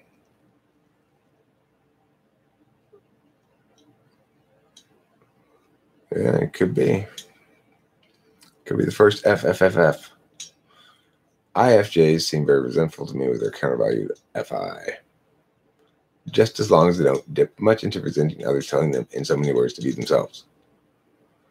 Yeah, well, I never tell Kimberly to be herself. I tell her to be like I want her to be. How did you know you sound exactly like that?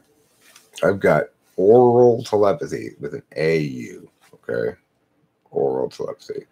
I believe I rendered her an INFJ. She could be an ENFJ. She's pretty busy for an INFJ. It's kind of unlikely, but it's kind of unlikely that I'd be as, I guess, archivally minded as I am.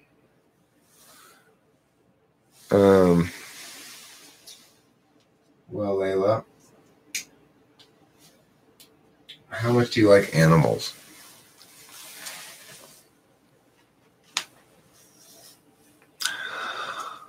Martin L. says, personality hacker claims INFJ-TI is 3-year-old in their model. What if the INFJ is NITI like most? Do we really come across as 3-year-old in logic? No, that's just wrong. Personality hacker's wrong. INFJ TI is very effective for its own purposes. It just operates on one frame. It doesn't really operate on the other frame at all. So it's never used in making decisions in real time. It's only used in calculating abstract stuff. But it can be quite effective, just as my FE can be at least reasonably effective. I mean, it's not terrible, right? Some people like me. A fair number of people like me. It serves my purposes. I'm careful. It keeps me careful about how I go about doing things and stuff, and yada yada yada. It's not bad. It's not as strong as my TI.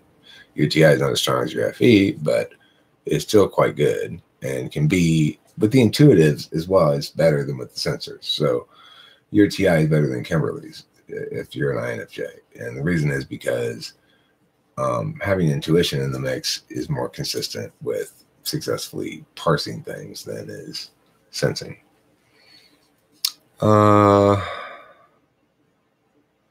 Cynthia, oh yes, my ex used to correct me all the time. It was really annoying. I think people who do that are addicted to always feeling superior. I think so too. Or they're addicted to keeping you down in your place. There's a little sick juice you get from it. I mean, I've done it myself. I've been guilty of that too. And in general, I try to have the right motivational calculus for things nowadays. Like, I could do that when I'm mad, but I try to remember, don't do it because, and this is the best reason ever, and it's the most successful way of preventing me from doing bad things is the reality. Like, don't do that because you want to be able to use the argument that you don't do that later when they do that. So you can throw it in their face and meow them with it. That's like the main reason why I don't do shit.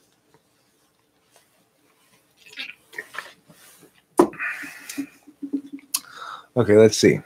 Animals are neutral. Some are cute, I suppose. Okay, well, you're probably not an SI Dom then. SI Doms tend to have an affinity for animals and tend to understand them and feel powerfully about them and stuff like that. So you're probably not an SI Dom if you don't like animals very much.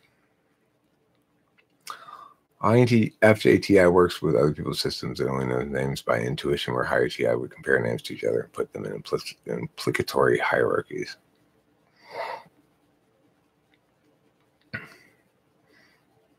Maybe.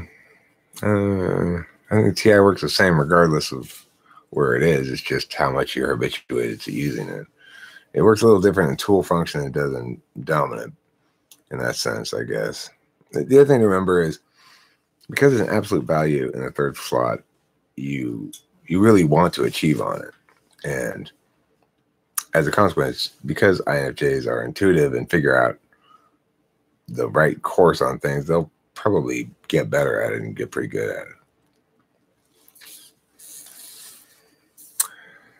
Eric, you tend to solve practical problems with your counter-value TE rather than your third slot FE, right? Yes.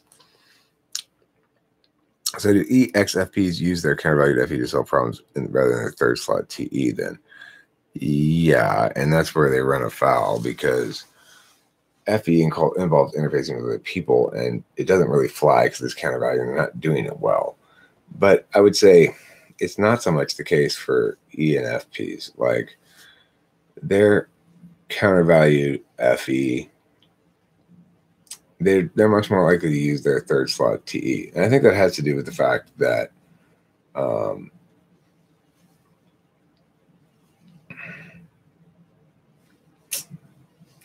I guess, I don't know why I think that. I don't have a good answer for that, but that's a good question. You have a lot of good questions, Curtis. Joey Jojo Shabadoo at Layla. Same. I have a dog, and I don't quite understand how that happened. Gyro Lamb. Humans are less likable, less like likableness than animals are. So you like animals then, Gyro Lamb. Hero Lamb. What about hairy humans? What about hairy humans, hero? Yes, that's true. I struggle critically analyzing the multiple MBTI systems against each other with just pure TI. So you got to use your NI to realize host Eric's nailed it right on the nose. Oh my God, it's perfect. Perfect. I do know ISTJ husband is also quite hairy. Does your ISTJ husband like animals? Joey Jojo Shabadoo. He's an SI Dom.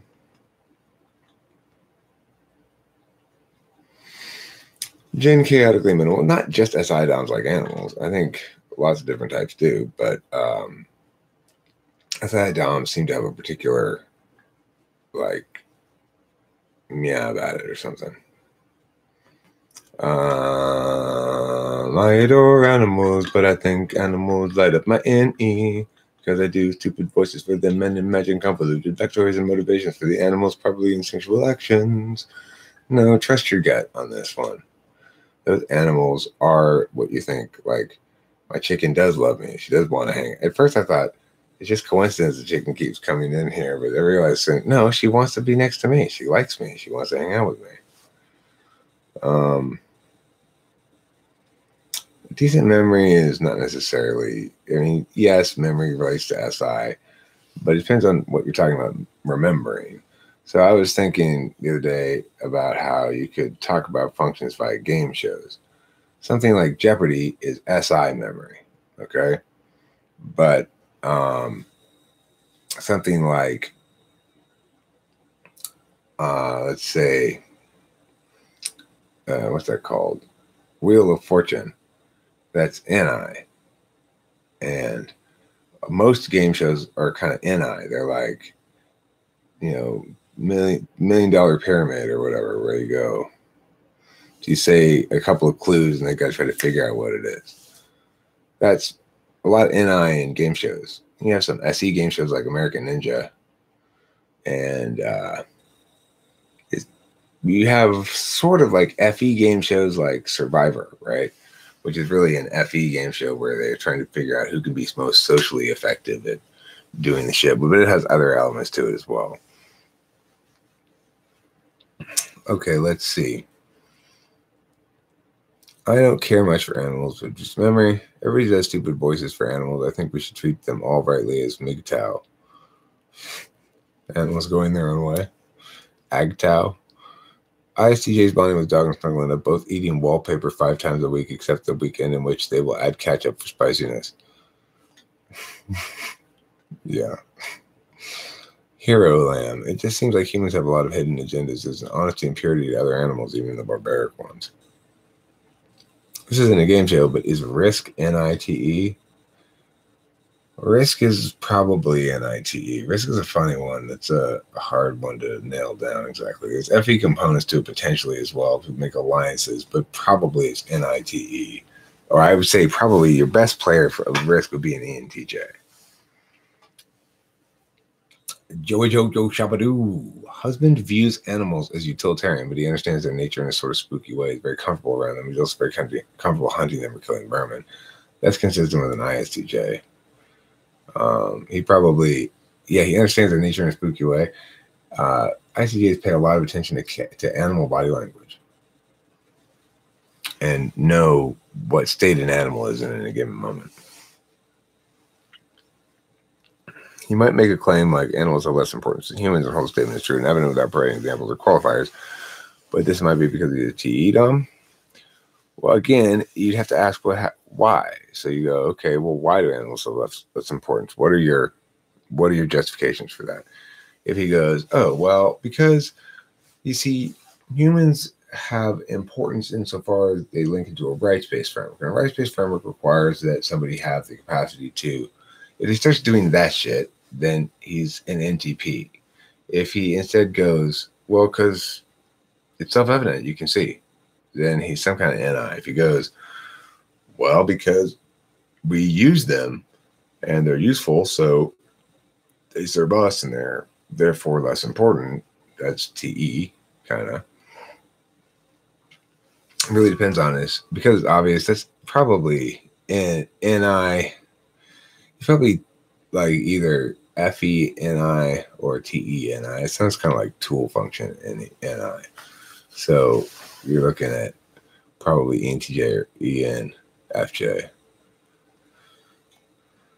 It just says it's obvious. I mean, the thing is, if somebody were around me like was saying that, I'd say, okay, so should I agree with you that it's obvious? Because if you want me to agree with you that it's obvious, you need to substantiate your claim a little bit. Even if I do agree with you that it's obvious myself right now in sort of speculative sense, you've not established it for any purpose. So why are you saying it? Okay, but still, that's my generic example and response as well. I think we should have a more open-minded allowance for what sentience is. How about the sprites of the forest, the characters of a book? They don't have sentience. Characters in the book and sprites of the forest, they are creations of sentience. Do you think the program function can be overindulged to the point of burning out? For example, an NE down surfing the internet for novelty to the point of shutting the NE down. Yeah, it does happen sometimes. I'll go fallow. I'll feel ideationally flat, not have any good ideas really, and just need to turn my attention elsewhere. It goes in cycles for me. I go through a flurry of feeling ideationally excited by some new promising leads ideationally in some regard, and then I'll run through those, and then I'll burn out for a bit and need to just sort of, like I said, turn my attention elsewhere to TE stuff, like doing shit around the house, or SE stuff. Today I, in fact, took a break from making ideational videos to work on the broken doorknob on the door inside the house. I did sort of fix it, but the much better solution than what I should have done, and I didn't think about it until Kimberly pointed it out later, was I should have just taken this working doorknob off of this door that's here in the garage and replaced the door in there with this one. The doorknob in there with this one. But regardless, that's an example of me getting away from ideas. It's important to me. Otherwise, I get all, I get too like,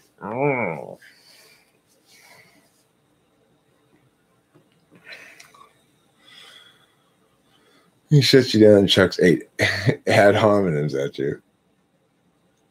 Well,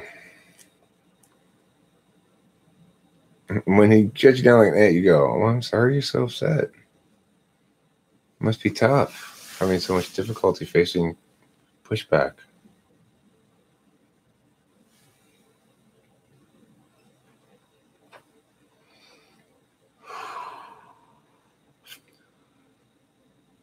Primal Fuckhead says, I never feel ideationally bunk. It's just all will to make sense of things is furloughed, giving way to a protectionist God.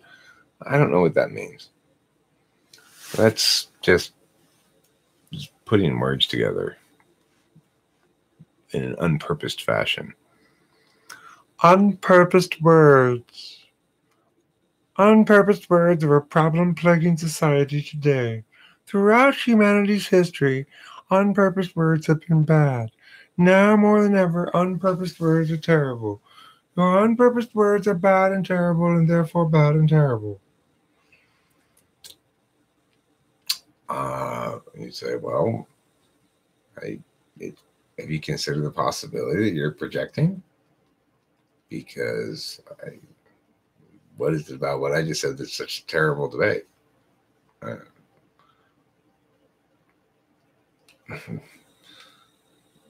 Bring him on the channel. Schedule a meeting with me and say, okay, argue with this guy.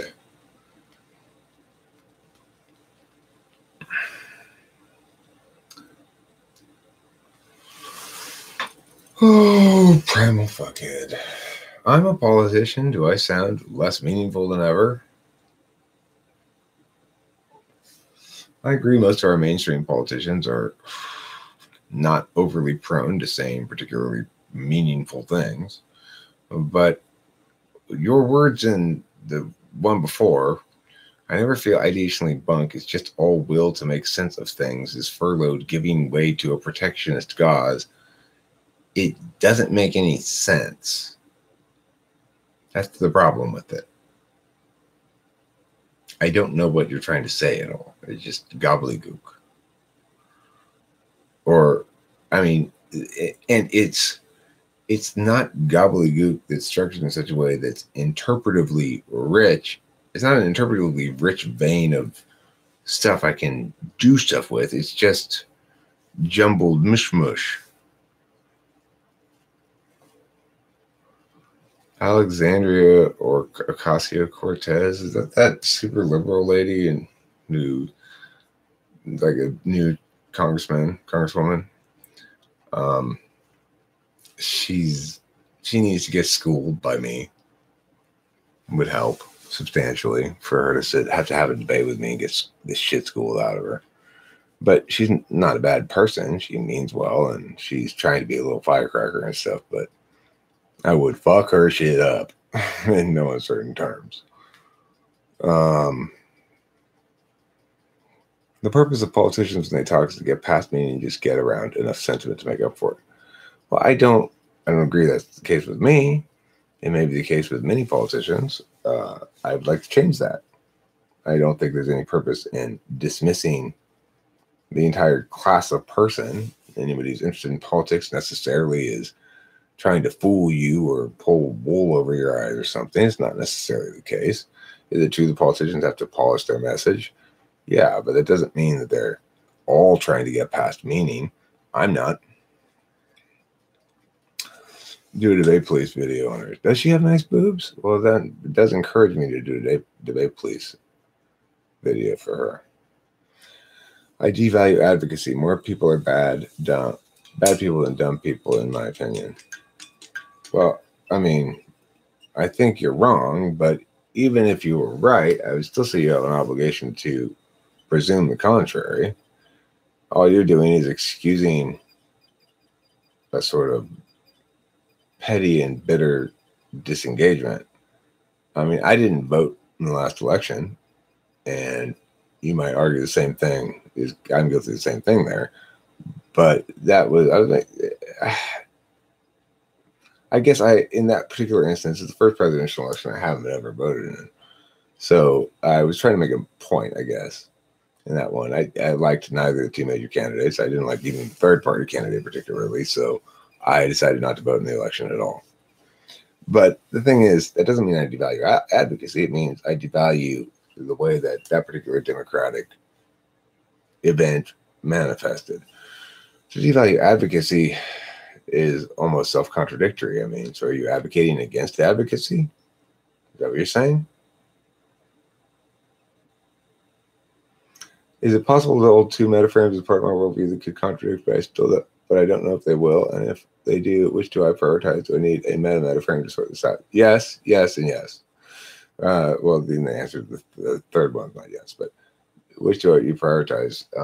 That's where you need the metaframe. So the metaframe sort of, it basically is like, this happens with me with magical thinking, logical thinking, and extroverted intuition. Introverted intuition will often conflict.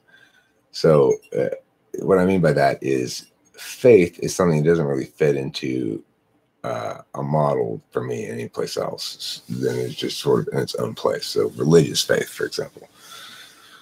I might engage in religious faith-based behaviors that promote magical thinking in my overall calculi in my head. They consider things that are clearly non-rational, things like this is an omen or this is a sign or something.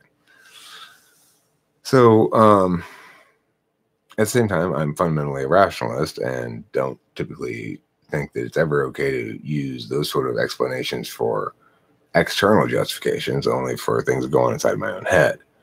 So what happens is you find out that you can manage both those things just fine and not have them run afoul of each other if you just keep in mind that your magical thinking frame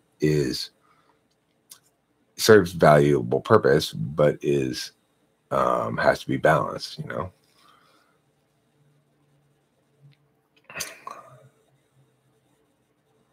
Eric, you tend to go for the least resistant advocacy. I'm not talking about polishing a message. I'm talking about polishing people's brains, a stereotype process.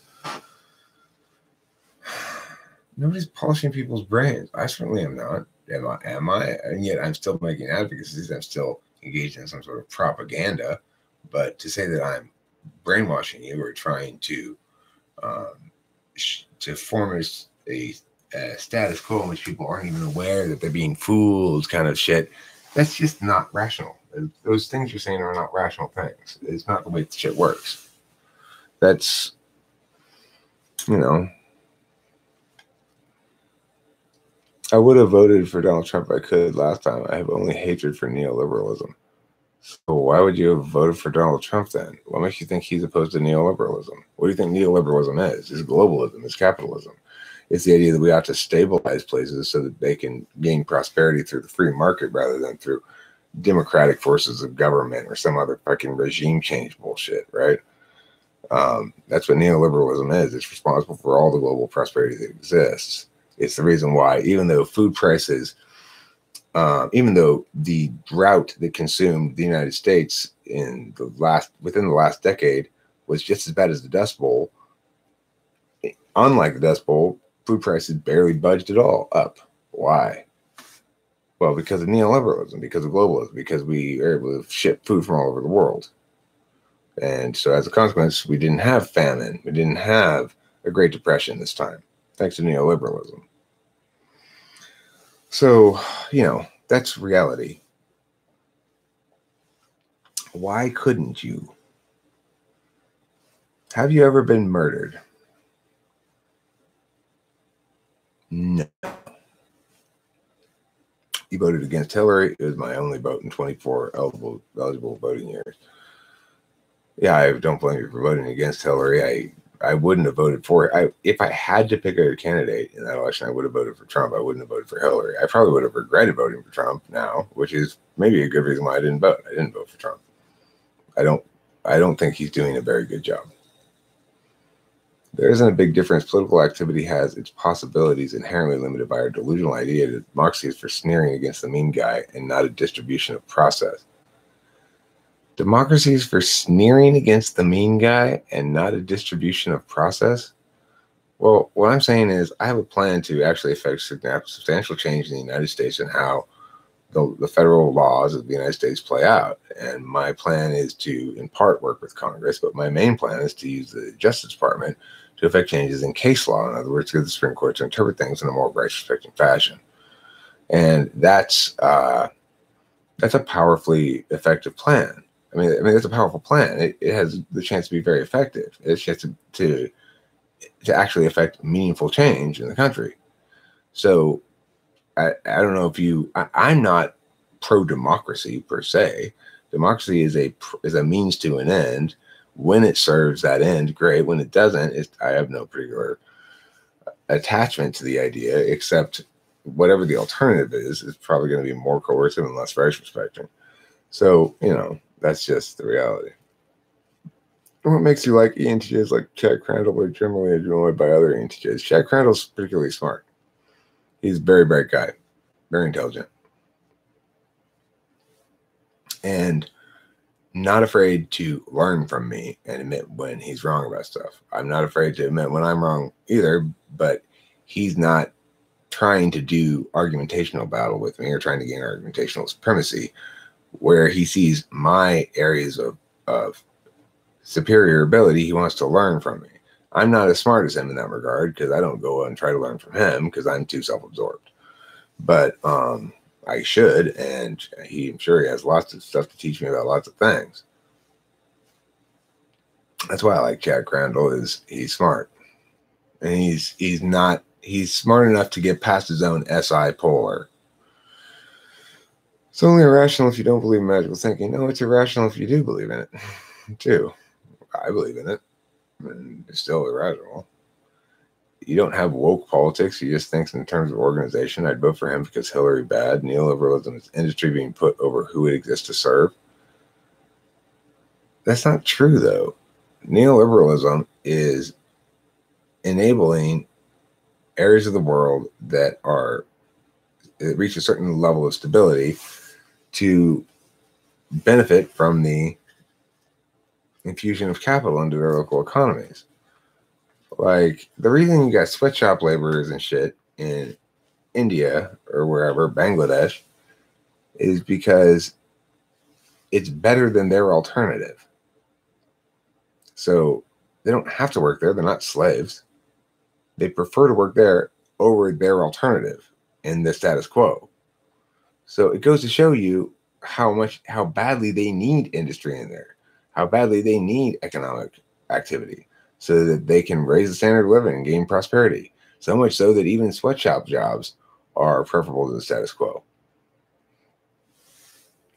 When writing fiction, I tend to create random charts of ideas, which I number from 1 to 100. I then roll the dice and combine the ideas to generate new ideas off of. That's NE, right? That's a very TE way of doing NE. It's kind of fun, but I wouldn't be that meticulous about it at all. I mean,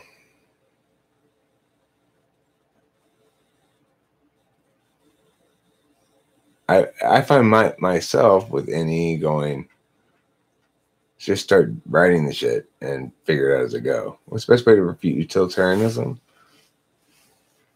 It's fundamentally arbitrary. It measures things by impacts. We can never actually know for sure what the impacts we predict are going to be. And so if we use utilitarianism to make moral decisions before we act, then if we're wrong about our predicted impacts, we could do something that's immoral, thinking we're doing something moral. And additionally, which impacts you measure are going to be specific to the individual who's choosing to measure some impacts and not others. There's always myriad impacts from any given action that could or can be measured, and only some of them ever will be measured.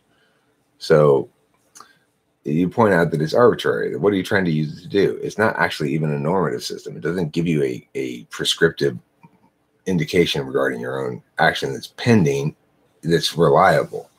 So in that regard, it's just arbitrary moralism, and it's subsumed by the justice of deontology.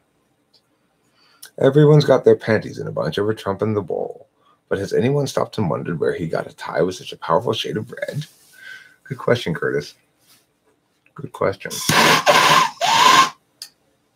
My question is, why don't we make a wall entirely out of red ties? It's well known that Mexicans are scared of the color red. I think you use NE to come up with those and then bypass the possibility to use NI. Yes, that is what you're doing there. You bypass the possibility to use NI. Why you'd want to do that, I don't know. I guess that's where you and I would differ there. Is I'm actually looking for my NI to tell me which are the best ideas. They're not all equal. But the fact that you kind of presume them to be is suggestive of any tool, not any DOM.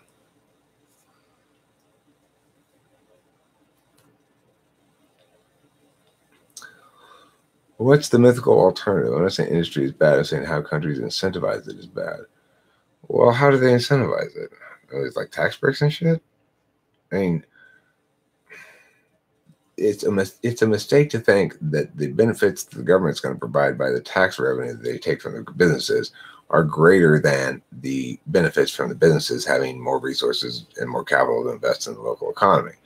The businesses do a better job of increasing prosperity for the entire region than the government ever will. Ground rent is theft, not even capitalism. Look, I actually have positions specifically on land monopolies and why they differ from other sort of things, and why I'm in fact opposed to land monopolies. However, we're not subject to land monopoly, at least in the United States. Nobody really has land monopolies. It's not a problem, so it's not relevant. And the fact that some people can become landlords is a good thing. It's a wonderful thing for multiple reasons. I mean, first of all, you should be able to attain and gather wealth by investing in things like real property. And second of all, you should also not have to be tied to real property. You should be able to live in a rental for a while and then bail when you feel like leaving. Why don't we make a wall out of Mexicans? Why don't we make a wall out of Mexicans' burros? And then every time they come to the wall, when they try to climb the wall, they'll land on top of a burro and ride back into Mexico.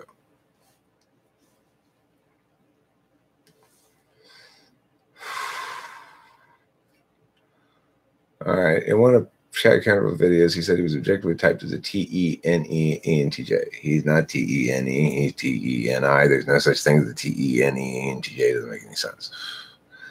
DSP, the father of empirics. Something like that. They burrow under the burrows.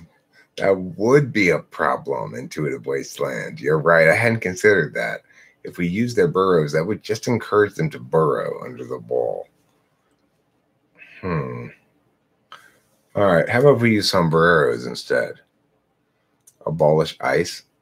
I mean, when I'm president, we're not going to be worrying about people who made it past the border. Okay, so if you're in here illegally, I'd love to see a general amnesty. There's no reason to be hassling with these fucking people. They haven't done anything, right? They did come illegally, but they haven't. They're not doing. They're being good citizens and stuff. Then let them stay. Get a general amnesty. Let's do lock down the border thereafter and make sure that we don't get illegal immigration. We don't need a fucking wall. That's stupid. It's not the way to do it. I mean, well, I mean, it's a fine enough way, I guess, building a wall. But I'm just saying, don't we already have a wall in some parts of the border? Yeah, I mean, I guess it makes sense. But whatever. I mean, it's not a pressing issue. That's the thing. Everybody wants to make it a big pressing issue. It's not to me. A wall would probably be a good idea. If we do it the way I'm saying, I think a wall would be a good idea. Let's have a general amnesty for those who are already in the place. At the same time, build the fucking wall and make sure we don't have illegal immigration. Remember, we're not going to have to build the wall that goes up above into the sky, but it also has to go way down low into the ground, because otherwise people will, as the Intuitive Wasteland indicated, burrow underneath it. Do I think there should be immigration restrictions? Yeah, absolutely. If at all, why? Well, I see it as basically a property rights issue, that the border is owned by the state. The public land of the country is owned by the state, and the border is the public land of the country. And if the state has ownership of that, which they functionally do, if I think the state is an agency that it has custodial ownership over public resources, then obviously it's within the property rights of any given nation state to refuse entrance to anybody they want. It's a simple matter of property rights and transgression. Right to work. I mean, I believe there's a right to, yes, I believe there's a right to work for whomever you want and have a contract with them however you want and get paid however you guys agree. Do you put a wall through an Indian reservation? Why would I do that? Because they're different nations? And you put a wall around an Indian reservation? They're not really different nations. They're sort of different nations. They're given some lip service about their national identity being distinct, but they're still subject to most federal laws. They're American citizens too, I believe. So, I mean, I don't know. I have to look into it. I'll have to consult my my head of the Department of Indian Affairs.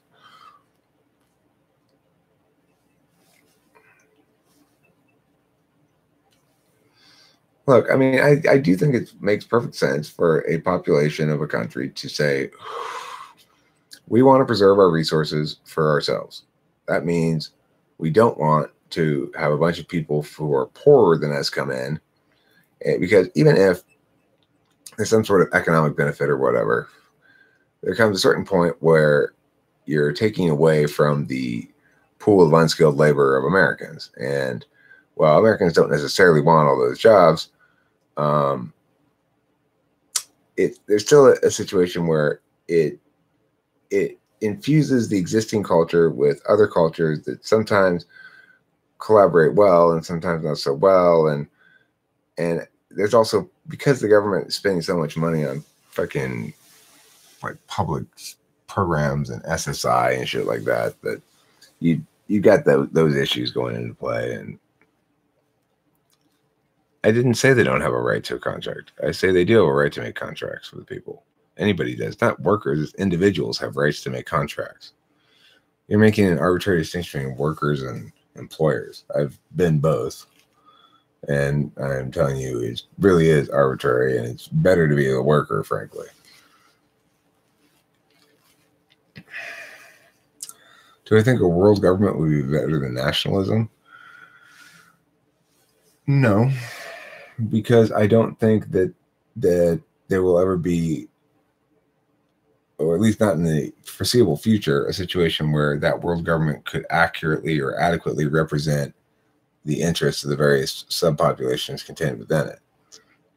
So, I favor in general localism, in the sense that the pyramid of government control is upside down in the United States. The federal government should have the least power, take the least money from people, and do the least stuff.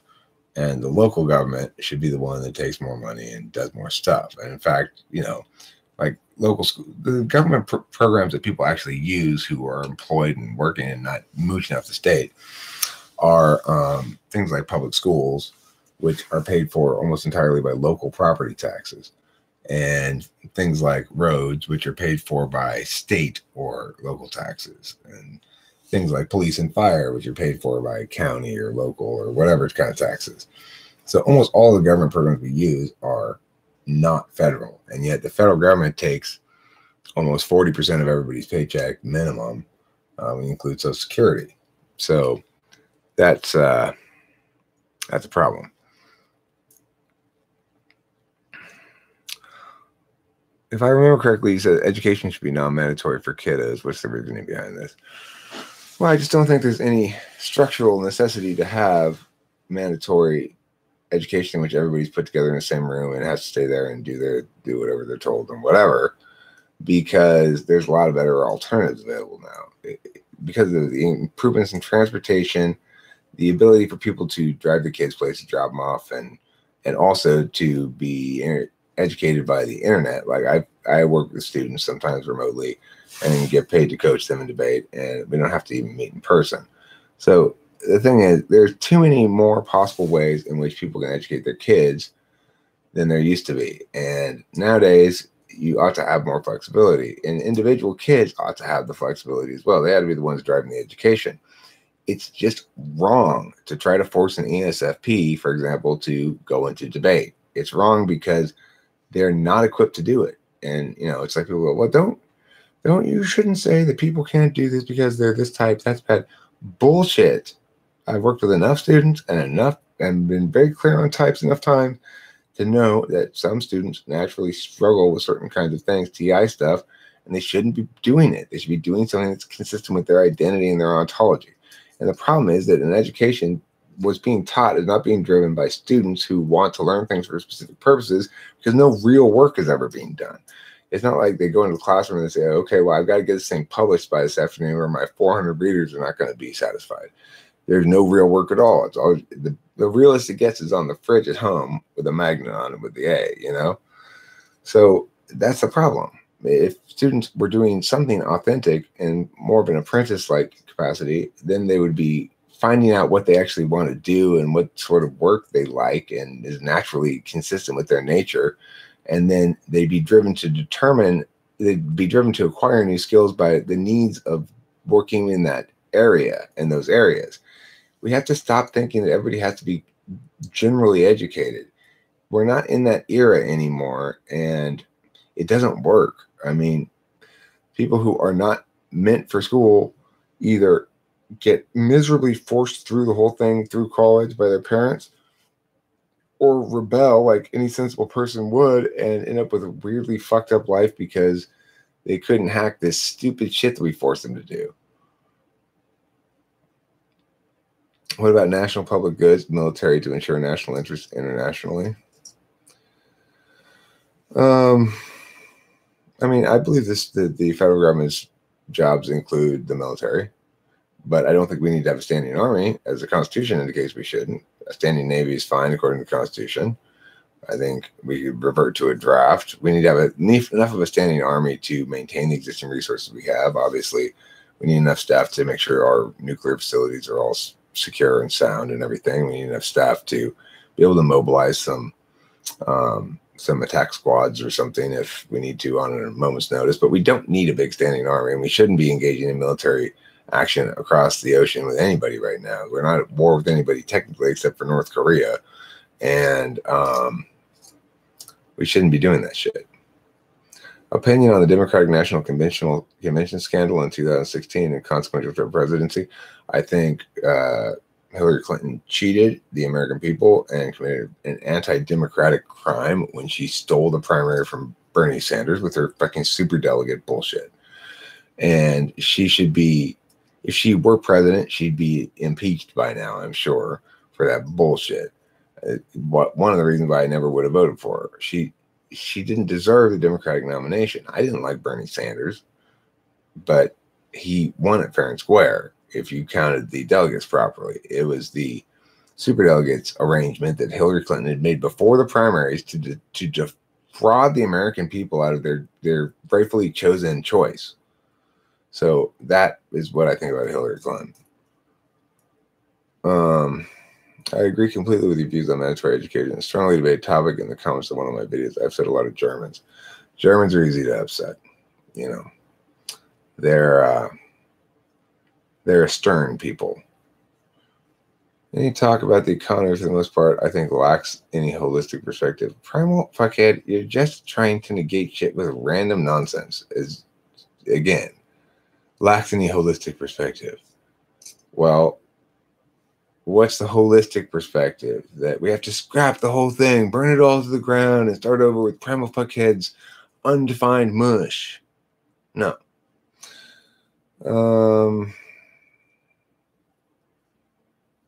I would have voted for Bernie. Well, that would have been a poor vote, but I probably would have voted for Bernie over Trump too if I had the opportunity. Everyone's being schooled for someone else, not themselves. Schooled for someone's version of society, or else they wouldn't make it a law. Am I trying to negate anything? I'm saying let's have a caste system. Okay. If you're affirming a caste system, then I guess you're not negating anything. Why you'd affirm a caste system, I don't know, but I'm glad to know that you're not negating anything.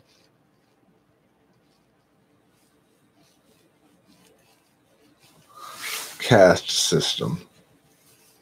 Everybody has to wear a cast, whether you've broken your leg or not. If you're not wearing a cast, then you're not participating wholeheartedly enough in our caste system. Am I wrong? You're wrong. It is natural selection. You're wrong. Am I wrong? It is natural selection. Am I wrong? What am I wrong about? What's my wrong in this instance? That what? That poop is more smelly than pee? Right. I understood it as non-mandatory for all lines of education and thought that's just nuts. I agree the education system needs a complete reboot. At least education is still mostly free for everyone. Yeah, it is mostly free for everybody, but, you know, presumes that no child left behind, that it doesn't matter. Your individual particularist nature doesn't matter. Here's our core curriculum that everybody's going to be forced to consume. It's fucking garbage. What would be a concise description of metaphysics to explain it to one who sees life as purely physical and hard biology? I just simply describe metaphysics as the criterion by which you manage values and what to do when they conflict with each other. So, you know, no matter how much you prefer justice, sometimes it's going to come into conflict with something else you like a lot. And what do you do with that? And how do you manage those things? That's a metaphysics, basically. Totally Tulsi Gabbard resigned from DNC because she suspected Hillary rigged that shit. She did rig that shit. Many Germans would like homeschooling as well. It's just illegal there. Well, that's bullshit, and it's rights violating. Universal basic income, only if funded with my universal basic income USD crypto USD infrastructure UBI funding plan. Okay, so I have a plan on this on how to get UBI funded without doing any cuts to existing stuff, although I'd like to cut existing stuff, and without adding any taxes, by building into the architecture of crypto USD a 4% transaction tax, basically on every transfer of crypto USD. There's 4% taken. So if you charge $100 something and somebody wants to buy it, the transfer of the money has to pay the 4%, so they pay $104. Okay. Anyway, those 4% go into a treasury fund that gets cycled directly back into funding the UBI. How much money you get per month is going to depend entirely on how much is generated by this thing. So it might start a little slow, and you might not get a very, very big check at first, but eventually it'll build up into I believe an equivalent UBI is what's generally considered like $2,500 a month or something. It's the only way to do it that's respecting, that's non-burdensome on the economy or tax base, that is safe from congressional meddling as well. Like, I want to make sure that he's building the architecture so Congress can't somehow grab a hold of those funds and redirect them someplace else, which is important, because anytime you're going to get a funding mechanism for something like that, remember, Congress can change shit around and fuck it up later. Opportunism is the most disgusting thing to me about the American dream. I mean, the shit you say, Primal Fuckhead, any conversation of expertise is this wishy-washy called the vaguely defined disciplines. A better way to choose is what's needed. I don't know what to make of that. Walter, I think the numbers of negative comments I've received is skewed by the fact that people against homeschooling are more likely to comment than those for it. That's probably true. How are you going to save all God's beautiful animals from going motherfucking extinct? With my penis. I'm going to hump them all until they have more and more and more children, and then there'll all be lots of them. Is that TE of you to have the next exciting tables video scheduled? Yes, it's good TE on my part. Good TE, and I was smart today and did that stuff. Are you attending the Libertarian Convention? No, I'm not. I don't consider myself a libertarian either. I'm truly nonpartisan and truly non-ideological, which is to say I try to operate politics with the metaframe in place of recognizing how these various metrics need to be applied to both show respect for everybody, that their understanding and their metric is considered, and they should also mitigate some of the policy decisions. It's not always the case that the most TI consistent thing is the best thing to do, and I need to recognize that, and so do the libertarians, but they don't. I can't argue across any of this. It's all TE, and I'm dumb, and I refuse to recognize processes as complex and intended. No, it's not all TE. It's TI. What you're doing is FITE stuff. That's not TI, what you're doing. If you think you're an INTP, I think it highly unlikely. Hunter Smith, what about cost of foregoing monetary policy as a consequence of decentralized currency? Cost of foregoing monetary policy as a consequence of decentralized currencies? Oh, well, I'm not really worried about fiat currencies, if that's what you're talking about. Fiat currencies, there's no reason why people would stop using fiat currencies, even if cryptocurrencies became totally the norm and easy to use for everything or whatever. If in fact it were to kill the fiat currency, so be it. I mean, I don't want to see the government be able to claim the amount of taxes they're able to claim, and I'd love to see a cryptocurrency that is impenetrable to government in terms of knowing anything about a person's income or whatever. I don't want to see the government being able to access information in such a way that they can compel us to give the government this huge chunk of our income out of every paycheck before we even know it's going out of our paycheck. Roast the cop. I don't know what that means. Have you delved into spiral dynamics or Graves model? Any thought on this? So, no, I'm not familiar with those terms. Christopher Dorner. I mean, it doesn't matter how good his justifications are or how right he was about whatever things he was doing. It doesn't justify his behavior. And so whatever moral high ground he may have had, he lost by behaving the way he did. I have schooled him before, C.S. Joseph. He and his cult-like followers are retarded beyond belief. Well, he doesn't want to engage with me at all, obviously, because he knows I'll just tear him to pieces. So there's no way for me to actually engage him directly. He won't. I'm quite confident will run with every bit of strength in his legs away from debating me about anything.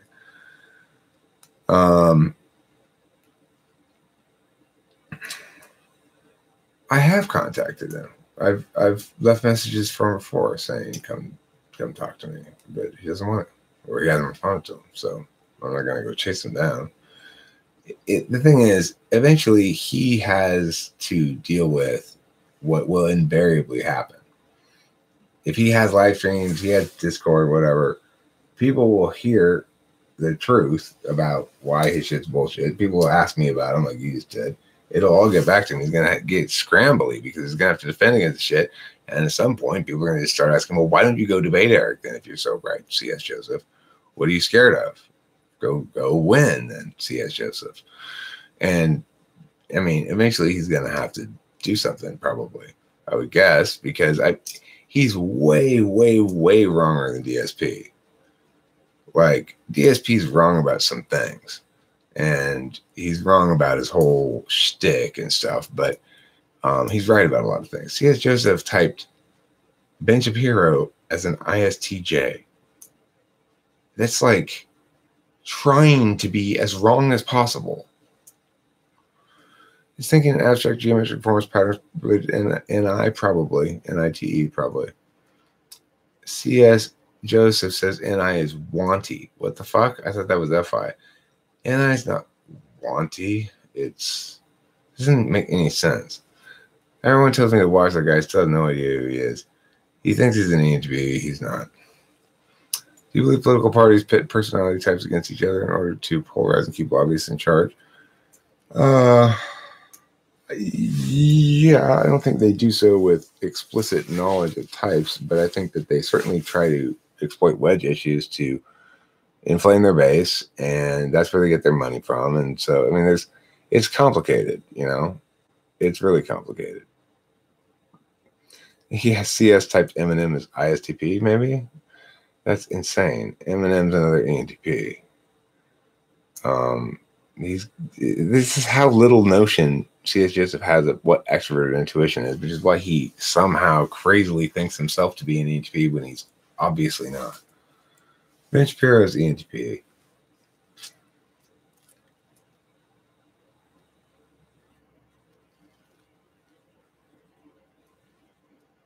I understand Eminem's ENTP. You mean everybody but C.S. Joseph? Ben Shapiro is not an ESTJ. There's no way. I mean, okay, look, ESTJs can be great debaters. One of the greatest debater coaches in the country, Scott Wheeler, my former assistant coach, who's won tournament champions, won national champions, stuff like that. He's an ESTJ, and he's great. But Ben Shapiro doesn't argue like him. And he doesn't sound like him. He argues like an ENTP, and he sounds like an ENTP.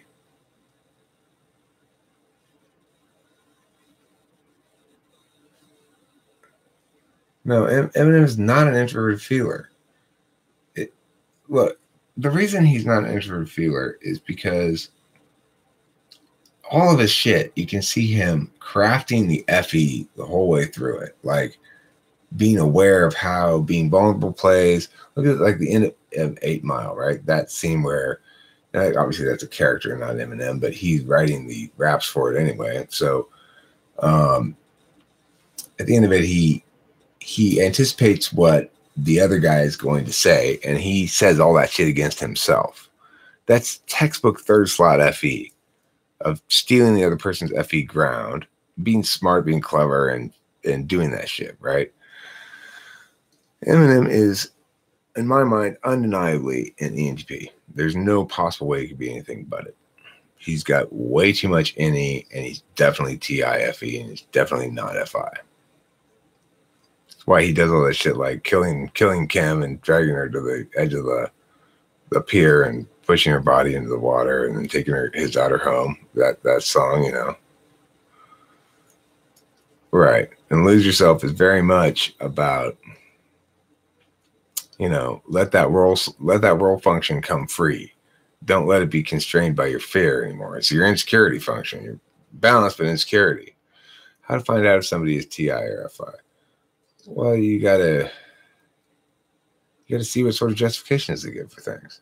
If they're giving justifications that are about consistency and shit and making sure their stuff's argumentationally defensive, then they're TI above FE probably, and they're TI-FE. If they're making justifications that aren't like that, then they're probably FI. So it's like, you know, the comments of Primal Fuckhead earlier in general, these sort of things are what I would call FI style justifications. In other words, they're not justified. So when he says something like, Let me look at it. We need better immigration.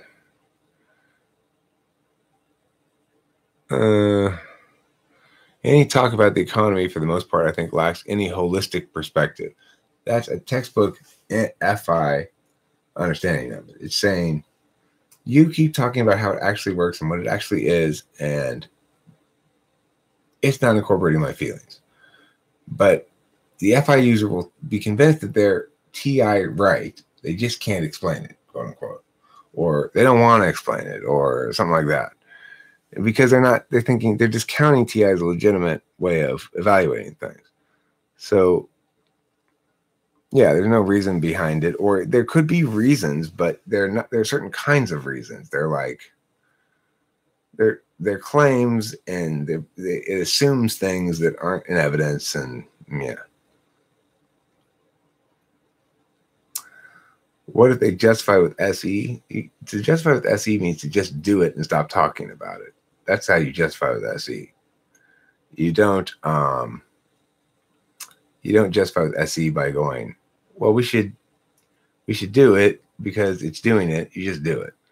You too have claims that are based on values. Of course, everything I'm saying is a reflection of my habitual attentional manners and the values that coordinate with those. So I'm claiming that we should listen to me over these people because mine's more TI defensible. But I'm aware of this frame of reference, and I think I've argued, and I'm arguing again now, that this is an appropriate context to prioritize that manner of attention and the values associated with it over others, because ultimately what we're doing here is not an empirical process, but rather a rational one. So the empiricists are going to lose on this playing field, and the rationalists like me are going to win. That doesn't mean rationalism is inherently better. It doesn't mean that we should always prioritize it. I'm just saying contextually here we should, and that this is why the empiricists are losing. They aren't going through the machinery of TI, is right. If you'll pardon me for a second, I'm going to pull a bong rip. It's been a long time since I pulled one. So tonight we're smoking indica popcorn with a little bit of berry SK concentrate on it. I don't know what the SK stands for. Berry something Kush, maybe? As a TI user, what is the value to you of having an FI user on? That's an important question. I like FI people. I like having FI users around. FI people keep me honest, more so than FE people for sure. And FI people remind me that there are lots of other important metrics than TI. You know, my channel and my words here are not just about here are the TI defensible arguments. They're also about remembering that people matter, and actually caring and trying to be honest and trying to be as serious about shit as possible sometimes matters. Because I tend to be a goofy guy. You know, I tend to make jokes about shit. And like this lady, Wendy French, got mad at me because I was too dry in my joke, and she took it seriously, and she was misled by it, and I didn't intend to do that at all. So that's a problem of mine, you know. Do you think CS Joseph and DSP call each other up and cry about me? No, I think DSP probably is dismissive of CS Joseph as well. I think CS Joseph is the most, it's like kind of like the one who's, I mean, he's the one who really makes me roll my eyes. DSP doesn't make me roll my eyes in the same way. He makes me roll my eyes a little bit in a different way, but I have more respect for DSP for sure than I do for CS Joseph as a typologist. As a human being, everybody gets equal respect, but as a typologist, I have no respect at all for CS Joseph. I mean, you might as well just pick any random preschooler to do your typing for you. Whether you value people or economic freedom, they're both values. Well, I agree, but there's a mistake in thinking that valuing people gives us an indication about what public policy we ought to use to enable people to be maximally prosperous and free and experience as much justice as possible, right? So economic freedom is important as well. The thing is, they don't necessarily conflict, and to the extent that you think they necessarily do, is because you're presuming that valuing people means certain kinds of policies. I would challenge that. I would say, if you really value people's prosperity and if you really value the poor, stop doing, for example, in-kind benefits. In-kind benefits being not giving them money, but give them something like healthcare or something. Neoliberalism hasn't worked according to what metric? I mean, what would you have liked it to have done that it didn't do, or you think it ought to have done better? To the extent that you want to blame neolib, what exactly are you blaming? Are you using resources to actually promote your candidacy in a plan, or just winging it? If not planning at winning, why run? No, I definitely am going to run, and I'm definitely going to try my best to win. And I'm using my resources to actually promote my candidacy. But here's the thing, and this is why I've said I'm probably not going to run in 2020, is right now I've got a mother who's got dementia and is getting increasingly requiring of a lot of caregiving. My dad is getting decreasingly able to provide all that caregiving. So there's going to be a year here or so where I'm going to have to be a good son and go do that shit. And during that time, I can try to build up some more resources as well. My plan is to start by simply going across country and try to schedule as many different places, low colleges, whatever, I can go to that'll let me speak there somewhere. Or even if I don't schedule, just go out to the place in the free speech zone or something and set up a table and just announce my candidacy and try to get people on board. You know, if I do a lot of meet and greets, do a lot of speeches, do a lot of whatever, and really work it hard, even if I'm just driving across country with just me and Kimberly doing it, I'm confident that I can eventually garner enough resources via campaign contributions, small contributions from college students, whatever, that I can start to actually be a more effective candidate. I have to get the $5,000 contributions contributed to me before I can announce my candidacy on an official level to the Federal Elections Commission. That's okay. It's a good question. I appreciate your directness in the question. It allows me to make my point here. You know, which is I am serious, and I do want people to ask me those kind of questions so I can demonstrate that I'm serious about it, or at least make them hear words that indicate that I am. Trickle-down theory isn't a theory. It's not a thing, right? It's like what you're saying is if we don't take more money from rich people, then we're presuming it's going to trickle down to the poor. What I'm saying is if you want everyone to be prosperous, stop presuming that a third party has a better way to spend your money than you do. They are less moral. They have less capacity to spend your money wisely. If you want to help the poor with 40% of your income, you will be better able to spend that 40% of money on the poor. You will be able to help the poor better with that 40% than the government will. But it's up to you to choose to do that. When you no longer have all of your taxes, but you're only taking from taxes, then it's up to you, Cilantro Leaf, to nevertheless spend 40% of your income helping the poor, since it's so important to you. But what you don't get to do is say, you're going to force other people to help the poor, which is what you want to do. So that's reality. No, I'm not ignoring material realities people face. And in fact, when I'm president, I'm not going to rip away all manner of social welfare program all of a sudden for no reason because I think it's logically inconsistent or something.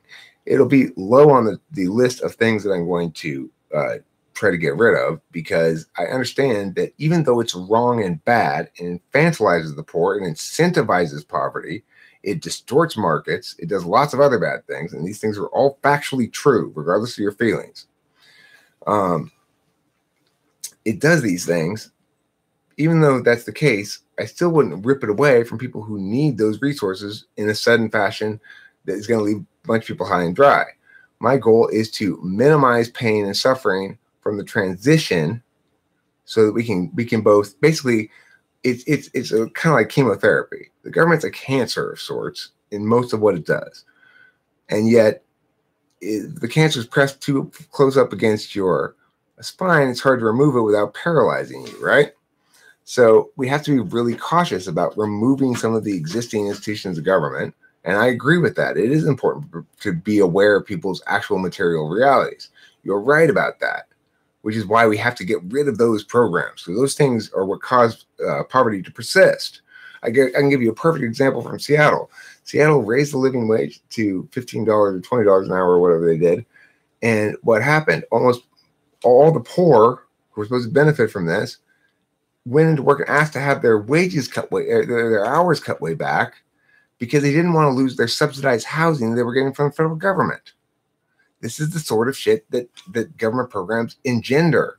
You've got people now working less for the same amount of money, refusing to work more to get out of poverty because they're reliant on federal subsidies.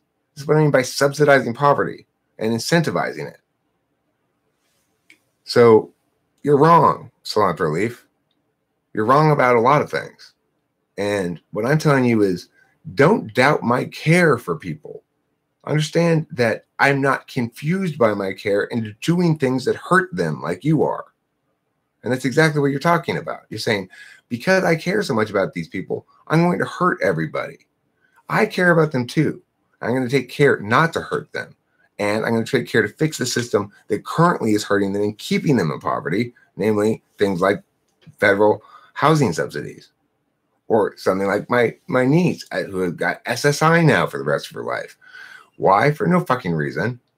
But she managed to get it. So she's on it for the rest of her life. So what did she do immediately? Well, she stopped looking for work, of course. She doesn't want to lose any of that SSI. She only work a certain amount before she loses it. What she's spending her SSI money on? Tattoos and shit. Did she earn it? No. Do you think that $2,000 a month? I want you to pay for it out of your paycheck, Cilantro Leaf. You pay for that $2,000 a month. Can you afford that? Is that cool with you? You probably could if the government stopped taking all your fucking money in taxes. Am I pro-universal health care? Well, look, I think if you're going to have a government program that's massive and stupid, get rid of Social Security, get rid of Medicare, get rid of all the other things and replace it with single-payer universal health care. Fine. No problem.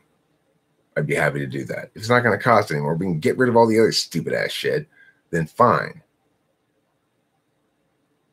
Why don't we just raid your house then? Whose house? Cilantro Leaf's house to take her money? We should. The poor people need your money, Cilantro Leaf. I cannot believe you're holding on to it there. We need to come liberate it from you and give it to the poor.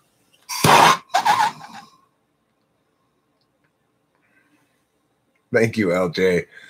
Thank you. LJ, I'm growing to become very fond of you, by the way. The more I interact with you, I like you. I like you a lot. I hope you are an ESFP, because if you are, you're an example of my favorite ESFP for sure.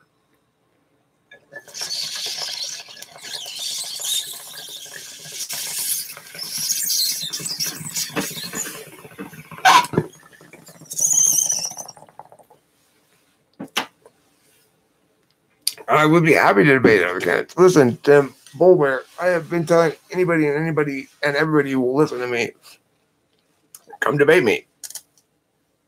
I'll debate you about whatever, whoever you are. It is difficult to get takers.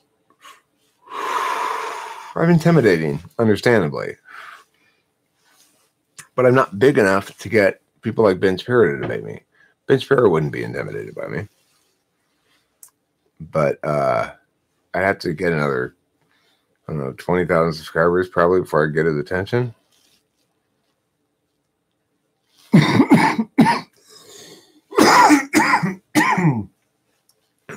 Shit, LD, I don't know what the hell you are.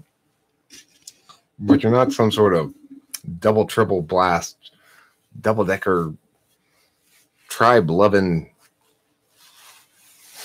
INTJ subtype that morphs into a lizard. Talk to Tulsi. Who's Tulsi? I don't know who Tulsi is. In all fairness, is it even CSJ's ideas, or is he simply relating what BB wrote? Perhaps it was BB whose way. Obviously, CS Joseph is wrong as a consequence. I haven't read him, so I wouldn't know. Well, who cares where it's from? The point is, C.S. Joseph is using this NI tool function to guise us all into the truth. Guys, listen, guys, listen. You've got to listen to me, okay? Listen, guys.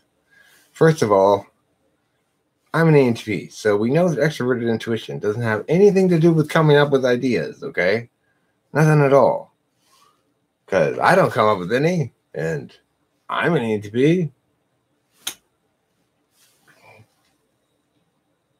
BB's got some weird notions, like the seeking function being the area of greatest insecurity, or 8th slot being almost inaccessible. He also likes to have sex with frogs. It's one of his weird notions. He's like, ribbit louder, ribbit at me. Go on, you know you want to ribbit. And he'd say that even to people he was having sex with. He'd make them dress up like frogs. Weird guy. Weird guy. Claimed that Hamlet was mostly a treatise on frog rape, if you interpreted it correctly. Claimed that William Shakespeare was history's greatest frog raper. And Tulsi Gabbard is a Democratic candidate, very much the same position as you. Well, I mean, good for Tulsi Gabbard. I've never heard of the person. If that person would like to be my VP candidate, they're welcome to talk to me about it. I currently would like to get Dave Chappelle as my vice presidential candidate. Second choice would be Chad Crandall.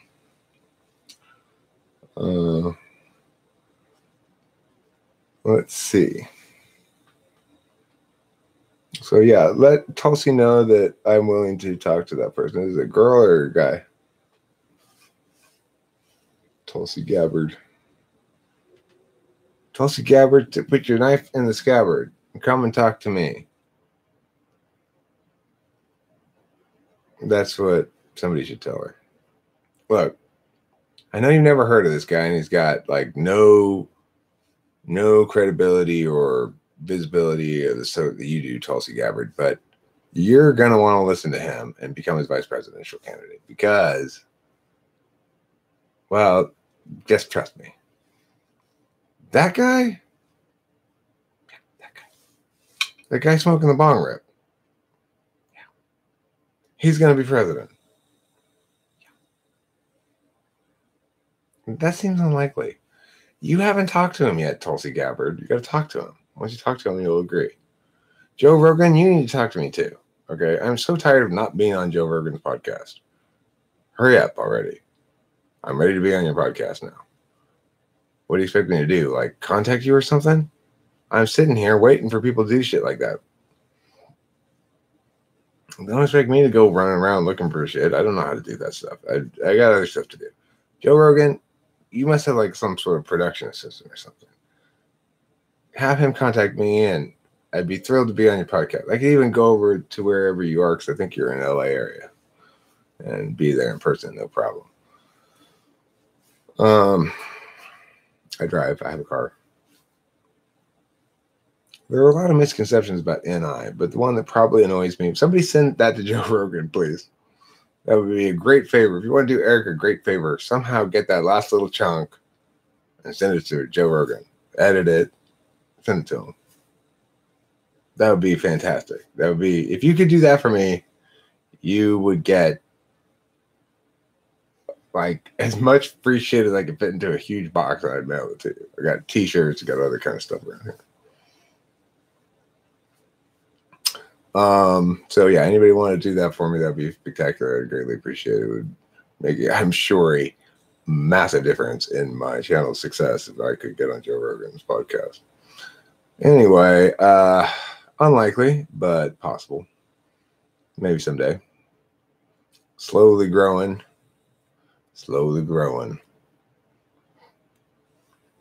Like a pea boner in the morning.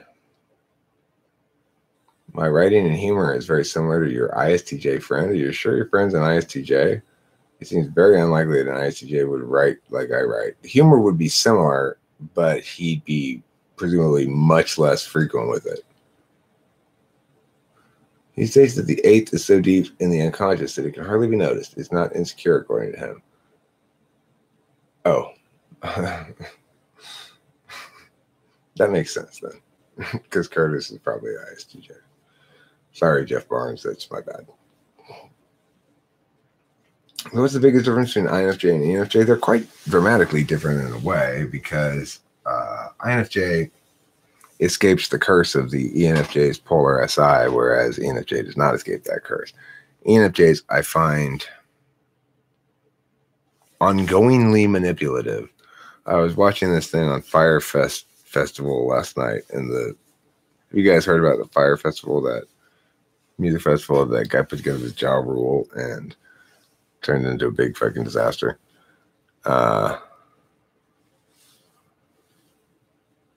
Tim, I'm going to get down on one knee. I'm going to ask you to do it for me. Can you please send him an email for me? I really appreciate it. That'd be great if you could. I probably am not going to send him an email, but if you could successfully somehow get me on Joe Rogan's podcast, it would be an epic achievement. I mean, Tim Boulware would suddenly become a name of great renown around my house. I'd have a little plaque made and hanging on my wall in honor of you. So give it a shot. Who knows? Maybe it'll work. I don't know if you want me to have a plaque with your name on it around my house. Probably think that'd be a little creepy.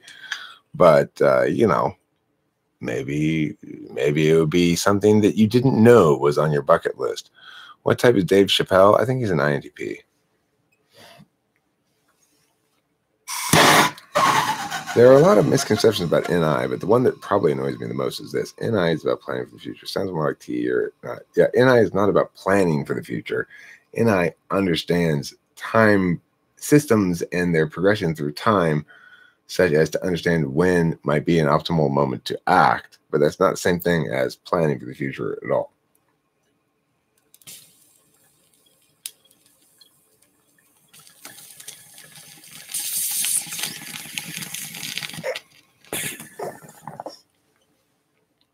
That's planning for the future, which is way different.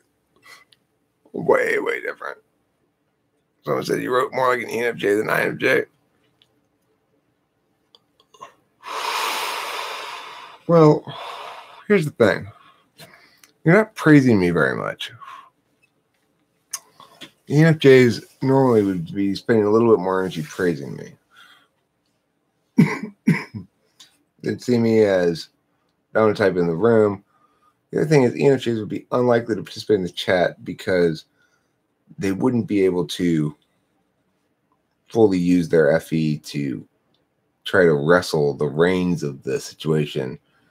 Basically, they want any event or situation to be framed through them as the main person, kind of.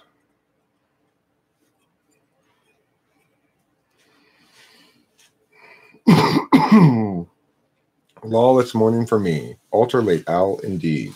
I've got to leave in an hour from now to take Ruben to court. So that's fine. I'm not going to go to sleep. So after I drop Ruben off, then I'll come back, take a little nap. Make some poo. Make a poo sandwich or two. Feed them to some poor unsuspecting soul. I would give you praise, but I feel it would sound fake over typing. I mean, over text. I mean, INFJs probably would too give a certain amount of praise. INFJs are going to be more careful with it. ENFJs aren't afraid to get a little sappy or to get a little like, okay, you're laying on a bit thick.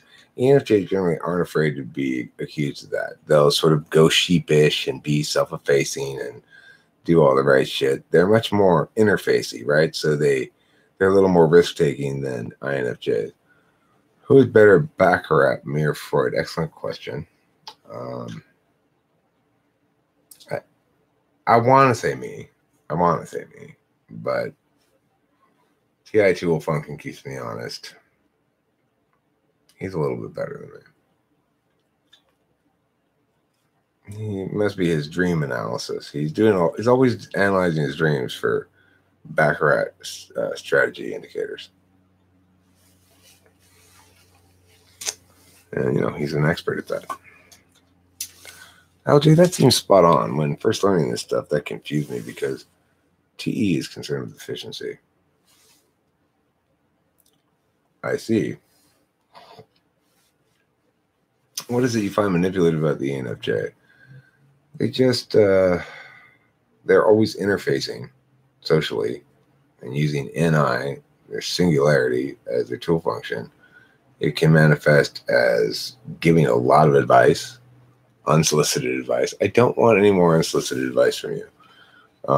But it can also manifest as then consciously not giving advice and in fact seeking advice to try to balance that out while I'm concurrently aware of the whole thing. It's like, yeah, I know what you're doing. I know this shit you're doing. It's stupid FE shit that is too high in the stack plus introverted intuition. I like to find the SFJs, but no thank you. They're a pain in the ass, ENFJs. You like them. You almost can't help but like them, but don't trust them for shit. Let me tell you that. There's no reason to trust an ENFJ in general. I mean, here I am shitting on ENFJs. I'm sure there's some fine, nice ENFJs here. Parker, my Kimberly's sort of son is an ENFJ, and he's a nice guy, but he's just not reliable at all. Like, he doesn't have sense of self, doesn't keep track of his finances. He can't seem to go to bed at a regular time, and even he has to get up for work in the morning. He's constantly interfacing and gronking with people in some sense. And it's just, even if it's not intentionally manipulative, it's just, oh my God, that's just so much FE. The FE that resonates out of FENI seems like, to me, so much more FE than FESI. Who wants people's advice if it's terrible? Nobody. Well, yeah, ENFJs don't necessarily give terrible advice, but they often give unsolicited advice that is or may or may not be relevant to me or useful to me or something. And a lot of times it, I'm sure, is bad. I see manipulation for me, but it comes from the heart because I don't feel like it comes from a bad place. Well, I know. Sure, Sheila. I mean, we all exert some energies towards moving other people in the direction we want to move them in.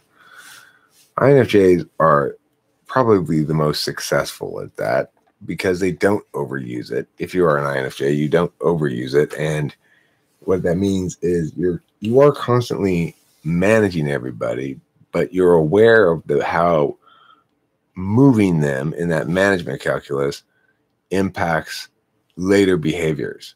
See, FENI, it has a much less sense of how the shit plays out across time. Like, ENFJs don't seem to realize that people are figuring them out as they get more experience with them, which makes sense that ENFJs wouldn't get that because they're polar SI. Experiential knowledge doesn't make sense to them. So they don't get that people are figuring them out, and it makes me kind of like extra like eye-rolly about the whole thing. ESTJs do give unsolicited advice too. However, it is often actually useful advice. And even if it's not motivated by them trying to make me have certain perceptions about them. It's motivated by them trying to get me to behave differently, which is much more okay in some capacity to me. Yeah, why can't you see the end game? You're not seeing big picture enough. You're not seeing holistically enough here. Okay. What do you want from this? What do you really want from this? Tell me. I want you to stop trying to collapse my motivations into singular NI holes. That's what I want.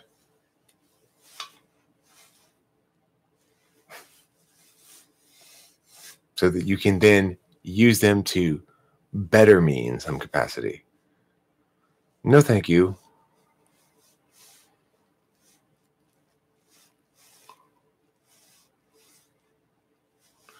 No versus SI. Yes versus SI. And yes versus no. Those are the three permutations.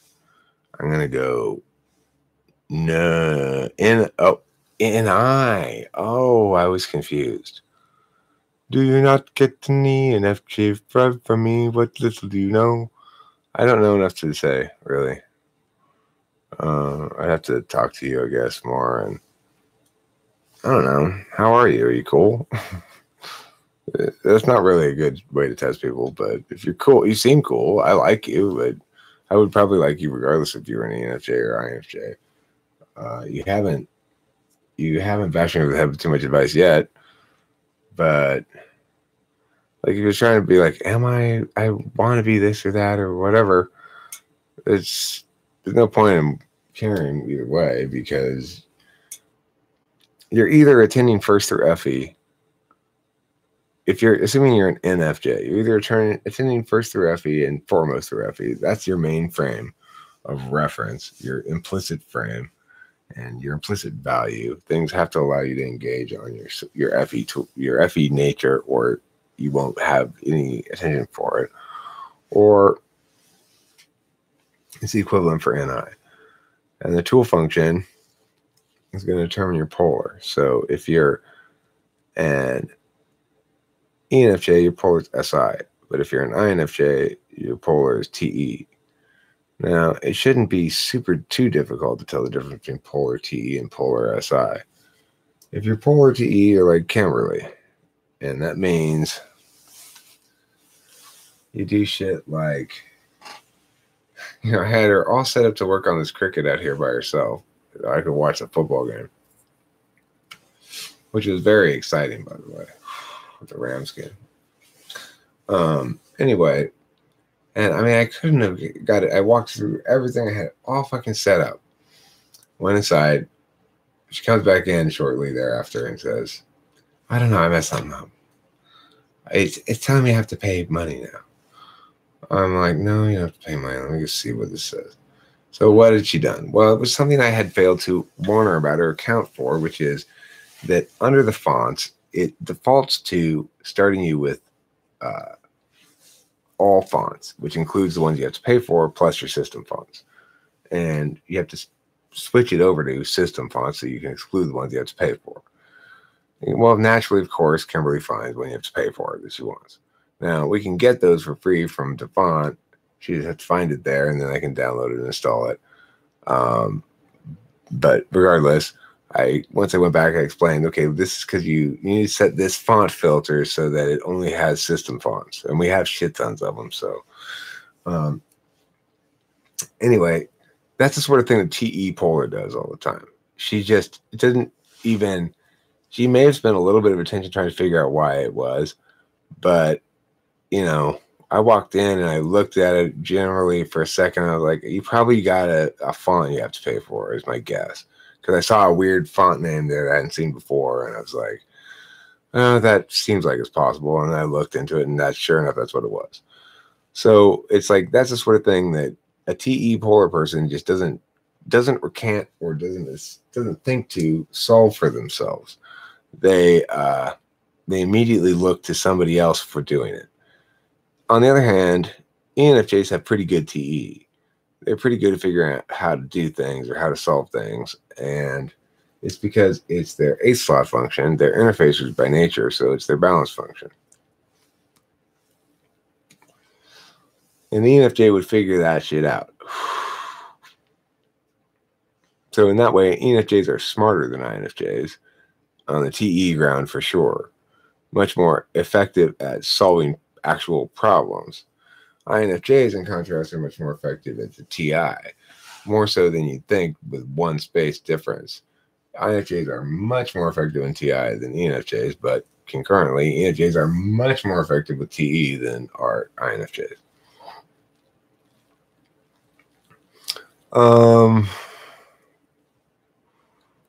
Lol, most people like me, at least to my face. I'm 46, so I'm mature in the mind. Well, sometimes. Mature in the mind, but still 21 in the body. My name is Sheila W. I talk with a very deep voice.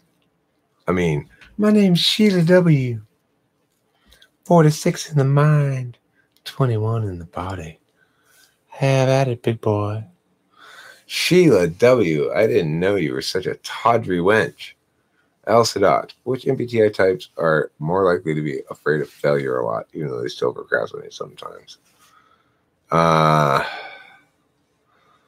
I think in general, SI types are afraid of failure, but they're going to not necessarily procrastinate very much.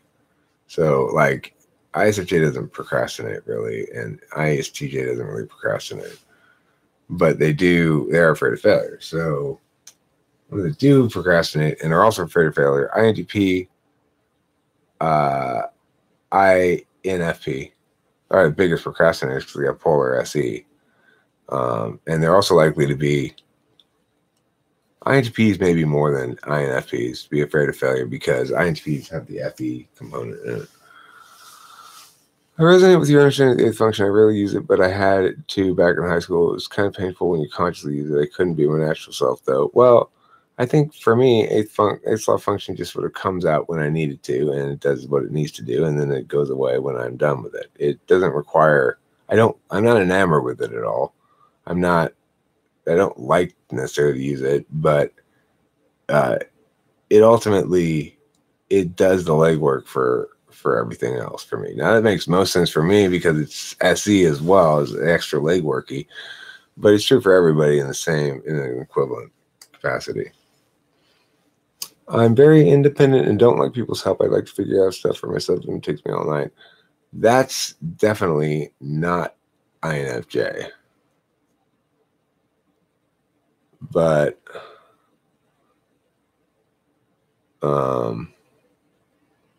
do you have a husband or something? Do you have a significant other? If you don't have a significant other, it becomes a somewhat different question. But that does definitely sound more ENFJ. Failure is part of the solving process. Often, nothing wrong with it. Yeah, I mean, I think it's an absolute necessity for me that any Dom, I have to fail to multiple times in multiple different ways before I get it right. Yes, your husband. Yes, you have a husband. Do you don't ask him to do shit? Like, you don't go, honey, I can't figure out how to turn down the temperature on the freezer. Can you help me? Would you ever say that? How, after trying to figure out the temperature on the freezer for 1 second? Invite Joe. I can't middleman that stuff. He'll respond if you tell him about something unknown and novel and send him a pic of your lighter. That's good advice, Tim. That's good NI. Do you know what his email address is?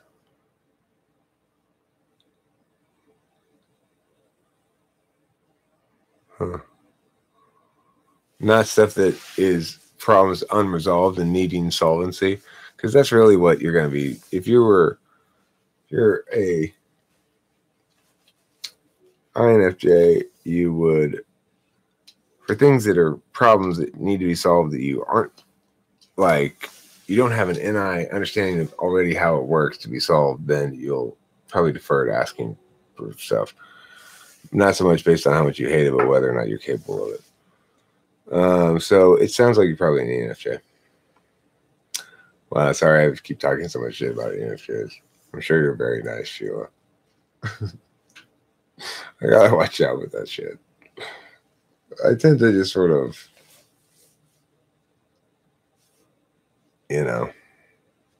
talk about shit, I guess. Anyway, I'm glad you're not offended, Sheila. Thank you for not being offended. You and I are almost age mates. You're a year younger than me. Let's see. All right, I will think about what you said, Tim. I like the fact that you even gave me a strategy. You said, try to be interesting, try to do something interesting, but it's not too gimmicky, but still, I got you.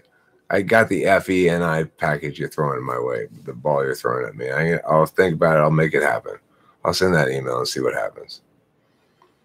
Do I prefer dogs or cats? I would have always said dogs, but I've really become a bit more of a cat person than I've ever been before.